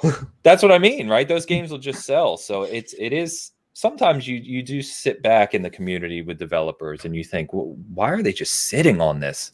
You know what I mean? You have all these other teams that they could get to make these games, but yeah. But anyway, real quick, Graham, thanks, man. $2. Dan can go get a soda during this part of the cast, which it looks like he did. So you know, he's good to go. Thanks, man. So Dread, let me hear, man. Resident Evil 7, you said you loved it as well. Village, you pumped for it, or where are you at on it? I am pumped. I'm just not. I don't know. It's just one of those things. I have to see the game. You know what I mean? I'm excited because I know what they've done before. Sure. I've seen what they've done before, and I know what they can do. You know, so yeah, I'm excited in that aspect. But until we play the game, I don't know. You know, it may not be the direction I might like. So that's the caution in me. You know, a little reserved. Yeah, so we'll get gameplay on Thursday at least. At least we'll get a good look at what it's like to kind of actually play it, which is what makes all the difference. Yeah, and that's the cool thing about it. I mean, got burnt on Star Wars Episode 1 thing that it was going to be the greatest thing ever. Then like, what the hell were you just watching? That's a callback, right? I know like many of you who saw that in the theater, pumped, people dressed up. You know, it was an event when Phantom Menace came out, and I remember leaving that theater like. Anyone else not really care for that too much? Like, you know? It brings me back to Fanboys, you know, at the end. Great movie. Great movie. What if this movie sucks? You know, it's like that was it, you know. That's one of the funniest like ending lines in a movie I can remember is that. Yeah. Yep. And That's an R2. That's not an R2 in my pocket. That's I went. But we'll leave it at that part. We'll cut it short. But no, it's ever since then I've learned to hold back my excitement when it comes to, oh, this is going to be great. I hope it's going to be good. Yeah. And then we'll see what happens. You know what I mean? So I reserve myself a little bit more than I used to. I mean, okay. Huge fanboy and wearing the shirts and walking around and talking about, oh, this is going to be great. And then you find out they failed, for whatever reason, direction, just overkill, whatever it was just the same, so, it happens. And that's why, I'm hyped for it, but I'm not going to walk around town bragging that it's going to be the best game ever. It's gonna, you know what I mean? I got you. Fair enough. We'll see how it is. Fair enough. Z Black, let me get a super chat. You all do the best work on YouTube, but Switch isn't a console. Appreciate that, Black man. Always appreciate the support. Thanks for the nice compliment. And we'll leave the Switch one alone. It's I don't know. The Switch is the Switch, just like Nintendo is Nintendo. They're unique. Thank you, Benji, man. Resident Evil Village. I'm a 10 out of 10 hype. Completely the opposite. I'm at a 10. I'm at a solid 10. Now that very well may change. But my God, I loved Resident Evil 7. Yeah. I loved that game, and everything 8 showing is speaking to me. I think the designs look amazing. Setting looks terrific. I like Resident Evil going full on horror like they did with 7. I like the action ones too. I really think Capcom is one of the best run companies in the industry right now. Like I really do. They did not used to be that way, but I'd say over the last, I'd say particularly the last like 4 years or so, they are one of the best run publishers that there is in gaming. And their success, every single year, literally for like the last 4 years, has been their most profitable year ever. Yeah. Like it just keeps going up because they're making really good decisions. And I think it's good that they've actually been alternating third person and first person Resident Evils, right? We got like the 2 and 3 remakes. We had the 7 first person before that. So you're getting like a mix of everything. You're getting the more action feeling Resident Evil games, but you're also getting these newer straight up horror first person games. Of course, exactly like Dreadpool said, this game could not be good. So I wouldn't go in. I didn't say it could not. I said you just might not meet up your hype. Yeah. No, I get what you're meaning. I'm saying, I wouldn't go in assuming this is going to be the greatest game ever. That is a very true point. But I'm really hyped for it. I would say this is easily one of my most anticipated games of 2021. I just really love good horror games, and especially AAA ones. We get very few. If you notice, a lot of the horror games nowadays are lower budget. Yeah, which a lot of lower budget games are amazing, but it's pretty rare nowadays. You're getting these big, giant AAA horror games. Yeah. So yeah, I am pumped. Hopefully, the gameplay looks good Thursday because I'm going in very excited. Yeah. No, I'm with you on that point too, and it's disappointing for guys like us who really love horror games, right? And horror movies the same way. But it's like, when a good big budget one comes along, it's kind of special. That's why, honestly, I'm hoping the medium does so well and turns out fantastic, because Bloober makes really fantastic psychological stories. They really do. But their games have always been kind of on that edge of just kind of janky a little bit, I guess is the word that's often used. But if medium comes through and it's the experience we all hope it's going to be, I think Bloober can kind of escalate. They've got the room and the potential to really start making some big stuff. So it's interesting because I feel like we used to get like more horror games. There was a time where we had Resident Evil, we had Silent Hill, we had what was the Photograph one? Yeah, Fatal Frame. Fatal Frame. You had, there was like a time period where there was like a lot of horror games coming out. Yeah, you had Fear was a big one. Yeah, yes, Fear. Definitely Fear. Don't say the space one because that's not horror. Dead Space. Deep Space, yeah. It's not horror. But there used to be like a lot of horror games, and it's definitely something we see less of nowadays. Like in terms of the big space, like AAA space, it almost feels like Resident Evil is almost the last one standing because there's not even, I don't believe we'll ever get an Evil Within 3. So Evil Within 2 sold really bad. So Yeah, it's a a great game. Yeah, it's a bummer. Yeah, it's a shame. Condemned. Oh yeah, Condemned. That's Legendary. nice pull. Yeah, that's nice actually pull. still one of my top 3 all-time horror games. Is Condemned, the first one. Love that game. Yeah. No comment here. Subs, man. Halfway through Evil Within 2, so I will say that. You probably got farther than me. I didn't play the hell out of that. I played the hell out of the first one. It was really good until it wasn't. So until it scared you too much. Yeah. So I was like, now I can feel my heart racing. My all-time favorite is Dead Island. Oh, okay. That's a fun one. Yeah, well, it's even fun when you're at work and your wife calls you because the TV is talking to you. So yeah, she was playing. She didn't realize she had it on public, open for the public to jump in. So somebody jumped in and they're like, "Yeah, come follow me." She's like, "What? Yeah, follow me. We're gonna go this way." And she's like, "Huh? And where are you? I'm right behind you." What? I come home, blankets and sheets are all over the TV, the Connect, everything. Oh my Everything's god! Unplugged. Yeah, so yeah, that's what makes it special. He's looking at me right now, like with the evil eyes, like giving you the eye from over the monitor. Yeah. Stubbs, thanks for the £1.49 super chat or super sticker, man. Really appreciate the support. Another one, Elu called out too. Is where's he at? Eternal Darkness. You know, that was a very psychological kind of thriller back then too. Yeah, good ones. So yeah, anyway, pumped on Resident Evil. The only other thing I wanted to jump to real quick was about delays, just to share for listeners and stuff if they're not aware of. But we got an interesting kind of big one right at the start of the year was Hogwarts Legacy. So the upcoming Harry Potter game that just got shown formally a few months ago as this big title coming in 2021. We get 2 weeks into the year, and they don't just delay it. They say it's coming in 2022. I mean, they pushed it back huge.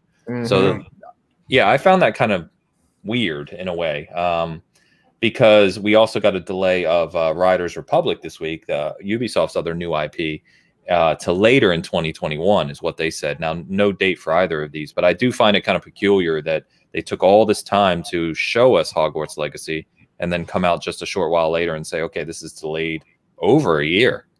I don't know. That just seems weird to me. I don't know about you guys. Yeah, it's a Cyberpunk effect, baby. Maybe. 100%. And I hate to say it, but I think we're going to see more of this, like full year delays. Yeah. Phil Spencer had mentioned that the real impact of COVID would be felt not until 2021. And I think we're going to see that. Yep. Yeah. And I think the only fortunate thing is that because going back to what we were talking about with so many games just in general releasing, if we missed 20% of them, there's still too many to play anyway. So But anyway, so anything else, guys, before we get to currently playing? So I'll touch on that. So while we're talking about what you're currently playing, feel free to talk about anything else that you want to bring up. But Benji, I'll start with you, man. What have you been up to lately in terms of game rotation? A lot. Like I'm one of those dudes that's like always playing a million things.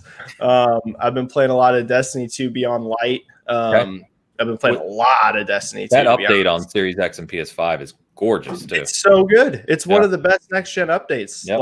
Like it is so good. That is an amazing update. So I started getting really back into Destiny 2 kind of towards the tail end of last year. I'd been out of it for a while. I hadn't played Destiny 2 much in like probably a full year or two before that. And then towards the end of last year, I got way, back into it. And yeah, I'm enjoying it a lot. So I've been playing a lot of Destiny 2 Beyond Light. I'm at about 110 hours in Assassin's Creed Valhalla. I'm a crazy that's 100%ing the map. So I do it in every open world game, like every single open world game. 100%. Have you played Cyberpunk yet? No, I'm waiting till the next gen update. I'm not going to touch that until later this year. Yeah, I'm not. But that map takes some time. Yeah, when you say 100% of the map, like just opening up the map or doing everything on the map? Doing everything on the map. Dear Lord. Yeah, I'm crazy. Lord. I'm crazy. I do it with every open world game. I'm one of those guys, those designers that make the million question marks all over the map. I'm the guy they make it for. You have to get them all. Catch them all. Yeah. So you're screwed when you get to Cyberpunk. Then that's why I just said, has he played Cyberpunk yet? Oh There's a lot of stuff to do in that game. So Destiny, Assassin's Creed Valhalla. I'm still playing and finishing up Little Big Planet Sackboy's Adventure. Yes, Sackboy Big Adventure. That's one of my favorite games of last year. So good. It's so good. It is one of the most underrated games of 2020. Thank you. Preach it. I think it's the best Little Big Planet game, to be honest with you. I think it's the best. I agree. Yeah, I think it's the best one. So finishing up that, and then I also just started Watch Dogs Legion. So let me know what you think of that, because I've seen, I really liked it a lot. Yeah, I've enjoyed the intro. I've played probably not a lot, but maybe 2 hours into Legion, and I think it's good so far. I'm liking it. Yeah, I loved it. I reviewed it for us, put a lot of time into it. And I know other people who have it in their top, 2 or 3 games of 2020. But then I know Dan, Steve, who writes for us at SG2, they just didn't care for it that much at all. It seems to be a kind of a either you love it or don't type of game. Right. Yeah, I'm not far enough into it to give a hardcore impression, but my early impression was good. The one thing I will say I don't like is, and I know it's the main hook of the game, ironically, but I don't like that I don't have a set character. Like a narrative around that character. Yeah, that just feels weird to me. They all seem so borderline generic. NPC quest giver, talking. I don't know. I wish there was a hardcore dedicated character. But a protagonist.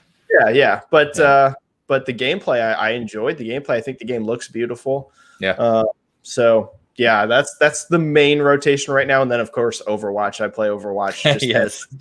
That's all I play is Overwatch. Speaking of which, I was thinking about that the other day because I know you're a huge fan and coming on, and I was like, we haven't heard anything from Overwatch 2 in a while, have we? Well, do you know any news on that?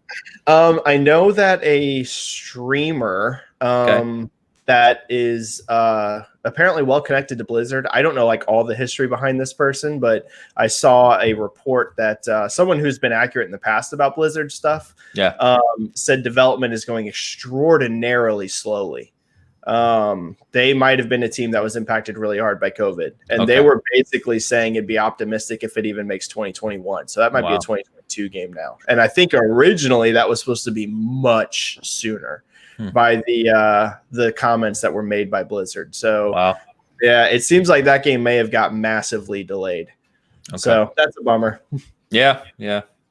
Got it. That's cool though. At least we know something. Yeah. Sackboy's a new anthem, meaning we can't go a show without hearing about it. Sackboy's good though. Yes, that's right. And you're going to continue hearing about Sackboy. Darn it. It's good. It's really good. The soundtrack is amazing. Yes, it is. Especially and then see, here you go. Shizno says Legion is my game of the year from last year. I'm telling you. It's great. So, sorry, Dre, go ahead, man. What have you been up to? I was saying Sackboy, especially that one song from Bruno Mars in there. Yeah. That was really amazing. Cool.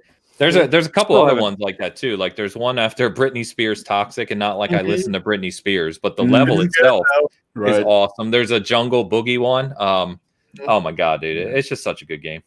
Yeah, it really is. So I got into Gears 5, the Hive Busters? The Hive Busters, yes. Nice. Yeah. So did that, enjoyed it. I haven't finished it, just played it by myself for a little bit. I wanted to see it, kind of, see it before I get into it and just play it around for a little bit. And next thing I know, I was playing for quite some time.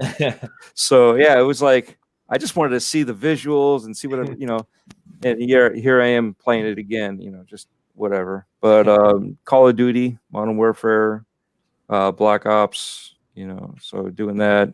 Again, Fortnite, no building, just straight up shooting. Okay. We actually, last weekend, we got first place. Okay. No building. You say we? We, for a group of friends. Oh, okay. Like a standard group you play with. I got you. Okay. Yeah, not a standard group.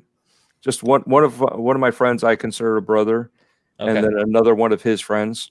Okay. And they were just back and forth, and I'm just like, all right, let's keep playing. I'm like, I just let you guys know, I don't build. They're like, what are you talking about, build? I'm like, okay, we're on the same team. There we go. So yeah, doing that. Let's see. I bought the Scott Pilgrim. So finally, I've heard it's great. It is great. I played it on the 360. Never bought it, and then I find out it was taken off. And I was like, oh man, I loved playing it and just didn't get around to it. So as soon as I hit midnight and it was able to purchase it, it was like $15. Yeah. So I bought it. I was playing it last night. I ended up playing what was the other one? Halo last night too. I ended up playing with Mav and the crew. Okay, nice. So yeah, just having a good time. Yeah, there's just so much. That's what I mean. Yeah, and with some, go ahead. Sorry. Yeah, I was agreeing with you. There's so much. I mean, I had to look at my phone to see what I was playing. Yeah, it's not like the days where you kind of have one big game and that's it. You know, that's the game you're playing. There's just so much. It's like a buffet at all times now. Yeah, here you go, Shizno. Good to see you, brother. I haven't gotten Sackboy yet. Gonna get it when I get a PS5. Yes, more Sackboy sales. Yeah, pick it up. Yeah, it's amazing. Dan, what you and the Eclairs been up to, man? Mostly clearing. Really, you know what? Like I thought about it. I was like, man, I haven't played crap this week. Like really? No. Like you know what I've been doing? Watching Forged in Fire, like marathoning. You know, and I mean, I don't know why. Like it's just like, oh, let's just see what this is. Oh, this is the best show I've ever seen in my life. Is that the one where they make knives and stuff? Yes. Yeah, like axes and swords. Yeah. Yeah. So I mean, like every time I go to play, I'm like, maybe I'll watch one episode and then I'll jump onto whatever. And then I end up watching like 5 or 6 episodes. In a row. I'm like, man, I can't put it down. So I did play a little bit of Hitman 2 to kind of get ready for Hitman 3, just kind of get my bearings and stuff. And I realized that I never played the Patient Zero DLC for the first Hitman. Okay.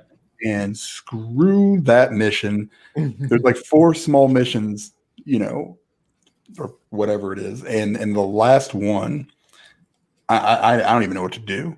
Like it takes the hit. It's just really hard, or so Patient Zero is what it's called. So you can kind of imagine what it's about. It's it's like a virus, right? So I'm playing it, and like there's 2 targets you have to assassinate. The problem is one of them is super like contagious.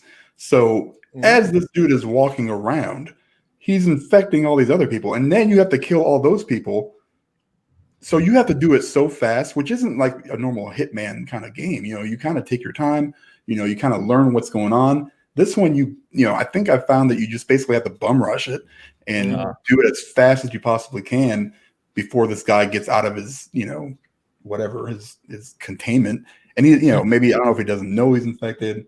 And then if you get too close to somebody that's infected, then you get infected and you got like 5 minutes to find a cure. I'm just I have no idea what's going on. Like everything up until that point, and all the missions in the Hitman series, it's always been very methodical. And now it's kind of throwing me for a loop. So it's cool. It's cool. It's a cool little, deal that, they kind of changed it around a little bit. But it was like the first 3 missions, not too bad. Fourth mission, I'm almost giving up on it. So it was tough. So Elu asked what your favorite Hitman map is. Do you have one? Oh, geez. I think the Paris probably, like the one with the ball or the show, the whatever, the fashion show. I like that one a lot. That was Hitman 2 or 1? 1. Okay.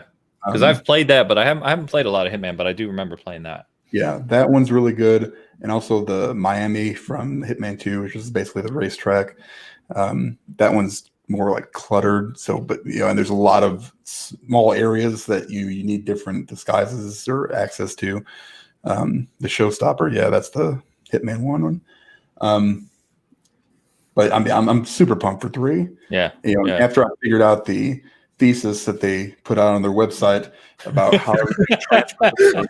I now know that I'm good to go. But I started playing it because I have it on the PS4 as well.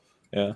Because I got it for super cheap, and so I was like, well, I'll just play it up until that point. Then I'm like, well, why am I doing that when I can just go back and play everything again, which is probably what I'll do anyway. But now my progress carries over, so that's nice. There's a lot of and the VR is coming out for it. So that's crazy. Yeah, I didn't play Hitman 1 or 2, but I'm definitely getting Hitman 3. So many people say that those games are amazing, and I didn't play either one of them. So story-wise, will I be okay? Can I just play Hitman 3? Yeah, I mean, so it's the trilogy of games. So Hitman and then Hitman 2. Mm-hmm. The thing with Hitman is kind of what I said last week. It's more about the how than the why you're doing it. So it's not like an Absolution story where the Hitman Absolution was more, story based, and it kind of this is, you could skip Hitman 1 and 2 and be fine. Yeah, for the most part. I mean, I think that they'll probably have like a recap. One of those things. I think they had one for 2, but I don't remember. Hell, I'm sure you could find one online, probably. Yeah, I am sure. Yeah, I'm hoping they do like the full motion cutscenes that they did in Hitman 1, because then in Hitman 2 they went away from that and just kind of did this weird stop motion thing where they talked over.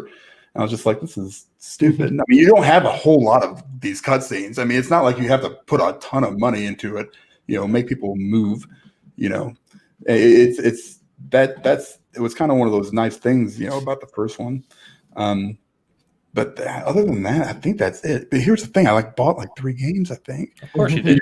That's me too. Buying games and I've been playing them. I bought more than I played. I bought Ghost Runner, and and I bought Scott Pilgrim, and then I bought, I think, that might be it. Just maybe those 2. I haven't even touched either one of them. I need to get Scott Pilgrim. It looks so fun. It's got online multiplayer now. Oh yeah, I gotta get it then. Like co-op, you mean? You can co-op it. Yep. Okay. Right. Yeah. Shit, Dan, I'll pick it up. Let's run through it. I got it on the PS4 though, man, or PS5, I should say. I don't care where it is. That's fine. Yeah, that's where I got it. Cool. I'm down for it. I've never played the original, so I haven't either. I've always heard good things, but I've never played it. I never played it either. Yeah, I never even watched the movie. I know, right? How bad is that? Yeah. I can vouch for the game. You may have to leave the show and go. I can vouch for the movie. People blast me every time I say that. It is so good, and it's so unique. That's what makes it cool. It's so uniquely done. It's awesome. Speaking of that, we talked about Forged in Fire, and Bizzle said this sounds like Cobra Kai. I'll also be watching that too. I finally started watching it. I watched the whole first season and 2 from the second season in the last 36 hours by myself. It is surprisingly good. It's cheesy at times and whatever, but it's surprisingly good. Like, I'm hooked. I watched a few shows while I could on YouTube, and then after that, I had no access to it. So once it hit Netflix, I was like, oh yeah, I'll get to it. I finally hit it on Christmas break, and I'm like, yes, both seasons, good to go. And I'm like, how long before season 3? January 1st. I was like, no way, this is awesome. So I literally binge watched it January 1st, or I think it was actually 2nd, all the way through. It's just like binge watching the first 2 seasons and then the 3rd one right after that. And I'm like, when's 4 coming out? I posted about it yesterday on Twitter, and everyone said the same thing. Like, everyone loves it. It's just there's something about it that like you're engaged with the characters. You're just invested almost. It's interesting. It brings you back. It's the nostalgia for us, for those of us that remember. You know what I mean? It brings you back. It kind of brings you back into the feels, and it gives you a different outlook of it too. So it's not the same continuation, but it's not different. And that's I think it's just the way that they brought it full circle. Yes. You know what I mean? Yeah, it's I don't done want to really ruin well. it for anybody else that hasn't seen it. But. No, I agree with you. It's hard to say details, of course, but like if you're like me and was like, it's probably a stupid kind of cheesy show. That's what I said for the past however long it's been out. It's actually really good. Give it a chance. Paul, good to see you, brother. Fantastic show and discussions, gentlemen. You made Saturday work much easier. Got to get ready for indie show. Yeah, indie show's coming up shortly. So, but yeah, thank you very much, Paul. Always appreciate it, mate. For me, so I'll just shout out Yakuza again. Still playing through it, like a dragon on the Series X. Loving it. Like I said last week, even if you're not a big Yakuza fan, give it a shot because it's a really fun game. Yeah, he broke the poker side game. Yeah, they should have put a poker game in there where you can make a lot of money, and they're not very smart because as a poker player, I literally just broke the game. I have like 40 million in currency, so I can buy anything now. I kept texting Dan. I'm like, now I have this many chips. Now I have this many chips. Now, and I just, I destroyed it. But if you're gonna put poker in your video game, get someone to program it who understands poker or cards, because otherwise people like me will just break the game. It's fine. Have you played any blackjack though? I didn't need to. I mean, yeah, but I played that quite a bit, and you can make more in poker though. That's what what kind of poker is it? Is it just straight poker? It's Hold'em, but it's limit betting. Okay. I don't know how much you know about poker, but yeah, I know my shit. Yeah, I know. I never played it. Texas Hold'em, right? Yeah. yeah. Some state Hold'em, right? Something. No, I mean, like I literally, I'm to the point with poker. I'm not even joking. When I was in my mid-20s, you remember when poker went through that craze where it just blew up? It was on ESPN, and so around that time, I got seriously into it. And I played in Atlantic City, and there was one point where I literally almost quit my job to play full time. Oh dang! So I'm glad I didn't. To be clear. But yeah, I mean, I've played a lot of poker in a lot of places. So when games like this, stupid hat and like the sunglasses with like the earbuds in. No, usually what you would see people at tables for the guys back then, in my age, it was hoodies. Yeah. So you'd have a hoodie up, you put your hood up, and you'd have like one just music because you're sitting there for hours. Yeah. And especially if you don't know the people, some people are cool, but you're in a casino, you'd get the weirdest mix of people in Atlantic City, Dan. Yeah. There's some characters. So you didn't know if you were going to get into a fight or meet an old woman or, like old lady or anyway. I mean, both of those sound awesome. Yeah, I'll share some more stories sometime. This isn't the podcast for it. But anyway, that's fantastic. I think I'm on chapter 10, Dan. In the story. Oh yeah, 10. You're getting there. Yeah, there's going to be a point where the difficulty spikes like a mother, and you'll know it as soon as you get to it. As soon as you hit the fight, it's just like what just happened. I did just have a very big kind of thing that happened now with it, but anyway. Yeah. But I can buy all the best weapons, so I'll be good. It's the level difference. Like the levels jump up. You got to be like, you got to get up to like 50. I think eventually, I ended at 62. Is where I ended it, crap. And there were a couple of tough spots, man, for sure. But yeah, I went to that fight. I think like 10 levels too low, and I was just like, "Jeez, that ended really, really poorly." Wow, I didn't realize that high. I think my guys are like 25 or something. Oh yeah, there's a point you get to where you can grind. It's not really that much of a grind either. It's kind of easy. So once you hit that point, you'll know what it is. Okay. The only thing I don't like is I don't know what's with the JRPGs or the Japanese developers always feel like they have to put the same dungeon design. Like Persona has it, Dragon Quest has it, Yakuza has it, and it's not good. It's just not good game design. You literally walk around the same corridors with the same graphics and just have the same fights for time after time and time again. And it's like, wow, just get me out of here. Yep. The rest of the game's so good, but and then Torchlight 3, by the way, anyone listening, Torchlight 3 popped up on Game Pass yesterday or the day before. Yeah, so I did make a character in that and start playing it. I don't know how much time I'm going to put into it, but that's out there. And then to Dan's credit, he got me playing Yakuza, and I just picked up, it's right here. Just picked up Pathless for PS5. I've heard that's good. Yeah, he loved it. It was his game of the year. Ooh. So it's supposed to be really good. Of course, I had to get the physical one. I mean, come on. But I've got to it's still in the plastic. It just arrived last night, so I've got to install that and start playing that too. But anyway, man, it's been a pleasure, guys. Honestly, it's a great conversation. Love having you guys on. Dread, it was great having you on for the first time, man. Benji, always welcome. Thanks for coming back on. And it just worked out with all the insight and numbers and everything else. Resident Evil. We got horror fans, Halo fans, Sega fans. Dan, I'm keeping the panels loaded. Yep. There's gonna be one day where it's like, hey, you know, it's a Pathless fan. Well, wait a second. Wait a second. We got a Chicago fan here. Yeah. That's true. So there you go. I'll give you Chicago. And I used to live in Chicago too. There you go. Oh, so there you go. Fuck it, Ains. I have nothing against Chicago. I only did for a short time though. I wasn't in Chicago very long. Yeah. I was there till 85. Oh, okay. Big year for Chicago with the Bears. Yes, it was. They win and then we move. Yep. And Elu reminded me too. He's talked me back into getting into Mortal Kombat, so that's why I was laughing, Dread, before the show, because I was a Mortal Kombat tournament player years ago. I still have my fighting stick. I have to use a stick like the arcade. Nice. But I played the hell out of Mortal Kombat 11. Reviewed it for the site when it came out. But I haven't gone back to it. And he's been talking to me about playing, so we're going to break out Mortal Kombat again and have some game nights. See how that goes. He doesn't know what he's in for, but MK11 is so good. It's incredible.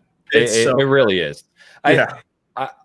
When you look at the content and the quality and everything they do, like NetherRealm just crushes it, man. Yeah, they're Injustice. They're so good. So that's why I love 3 back in the old school days when they were in the arcades. Depending on the arcade you went to, determined on what version you had to play. So they did it on purpose, so you would have to travel to different arcades. And you could always tell pretty quickly if you played a lot of it too what difficulty setting they had it on. It was like, is my quarter going to last or am I dead in 5 seconds? You know, interesting. But anyway, guys, been an absolute honor. So I always joke because everyone we have on is known by our community, but you can shout out anyway. So Dread, I'll start with you, man. Where can people find you? Well, they can find me on Twitter, Dreadpool. The O's are actually zeros. YouTube, Gamertag, and Stadia. Dreadpool, all letters, all caps. Stadia. Yes, Stadia. Still have it. I get it for free. I mean, I haven't paid for it. I just paid the original bundle, and I'm still getting the free games. Whatever. Well, there you go. So Breaking Bread with Dread is on anchor.fm/Dreadpool. Game Beyond the Box, Wednesday nights at 8 p.m. Eastern. And then Breakfast Boom on Friday mornings at 10 a.m. Eastern. And then at Four Guys with Quarters, when we do the interviews, I help out. I'm sorry? You got a lot of shows, dude. You are all over the place. How do you have time? What are you talking about? The one thing's bi-monthly to monthly. The other one's weekly. The other one's weekly. And then the other one is whenever there's an interview. So, but yeah, also one last thing, my DMs are always open. So if anybody needs to vent, whatever, get something off their chest, I may not know what to say, but at least you'll have someone to listen. Hey, there you go, man. That's very cool. Yeah, that's awesome. Thanks for that. And again, yeah, thank you guys for having me on. It's been a pleasure. No, of course, man. We'll do it again for sure. Benji, man, where can people find you? At Benji-Sales on Twitter. That's where I'm most active. In fact, maybe too active. But I'm on Twitter all the time talking about video game industry, video game sales and business. Sales and business side is kind of my specialty, but I talk about games in general as well. So at Benji-Sales on Twitter. YouTube, I'm the same. I'm just Benji-Sales on YouTube. I usually go live about once a week. I do about 1 stream a week. It's the live chat over there. We break down all sorts of stuff. Basically the biggest gaming news for the week. It's a real interactive thing with chat. So YouTube Benji-Sales or Twitter Benji-Sales. Fantastic. Well, thanks again, guys. Appreciate you coming on. It's been a really, really fun chat. And yeah, Dan, anything you want to call out? Nope. I'm ready to go. All right. So for Season Gaming, do have reviews. There's a review of Iris Fall up. There's another review probably coming tomorrow on another indie title called Little Acre. There's also an article coming from Steve around Dungeons and Dragons and playing online during the pandemic. So kind of a unique article, but a look at how Dungeons and Dragons game nights have kind of moved to the online, presence because of the pandemic and how that works. If you missed it, I'd really appreciate you guys checking out the one-on-one chat I had with Lord Cognito from the Iron Lords. It was just it's a new series I'm doing where it's just a one-on-one conversation as if the camera's not on, just almost like a coffee chat or beer chat. And it was an absolute blast. And like I said, Dread, we talk on the arcades a lot, the competition, what it was like, the kind of people you would meet, the cliques and groups, and just a great conversation. And then I just got in this morning the latest Big Daddy exclusive statue, the BioShock statue, big thing. So I'll be doing the unboxing and review of that this weekend. So look for that video on the site and channel beginning of next week. So awesome. That's it. Thanks again, everyone. That was Bitcast 137, and we will see you next Saturday. Peace. Happy gaming. Hey, bye.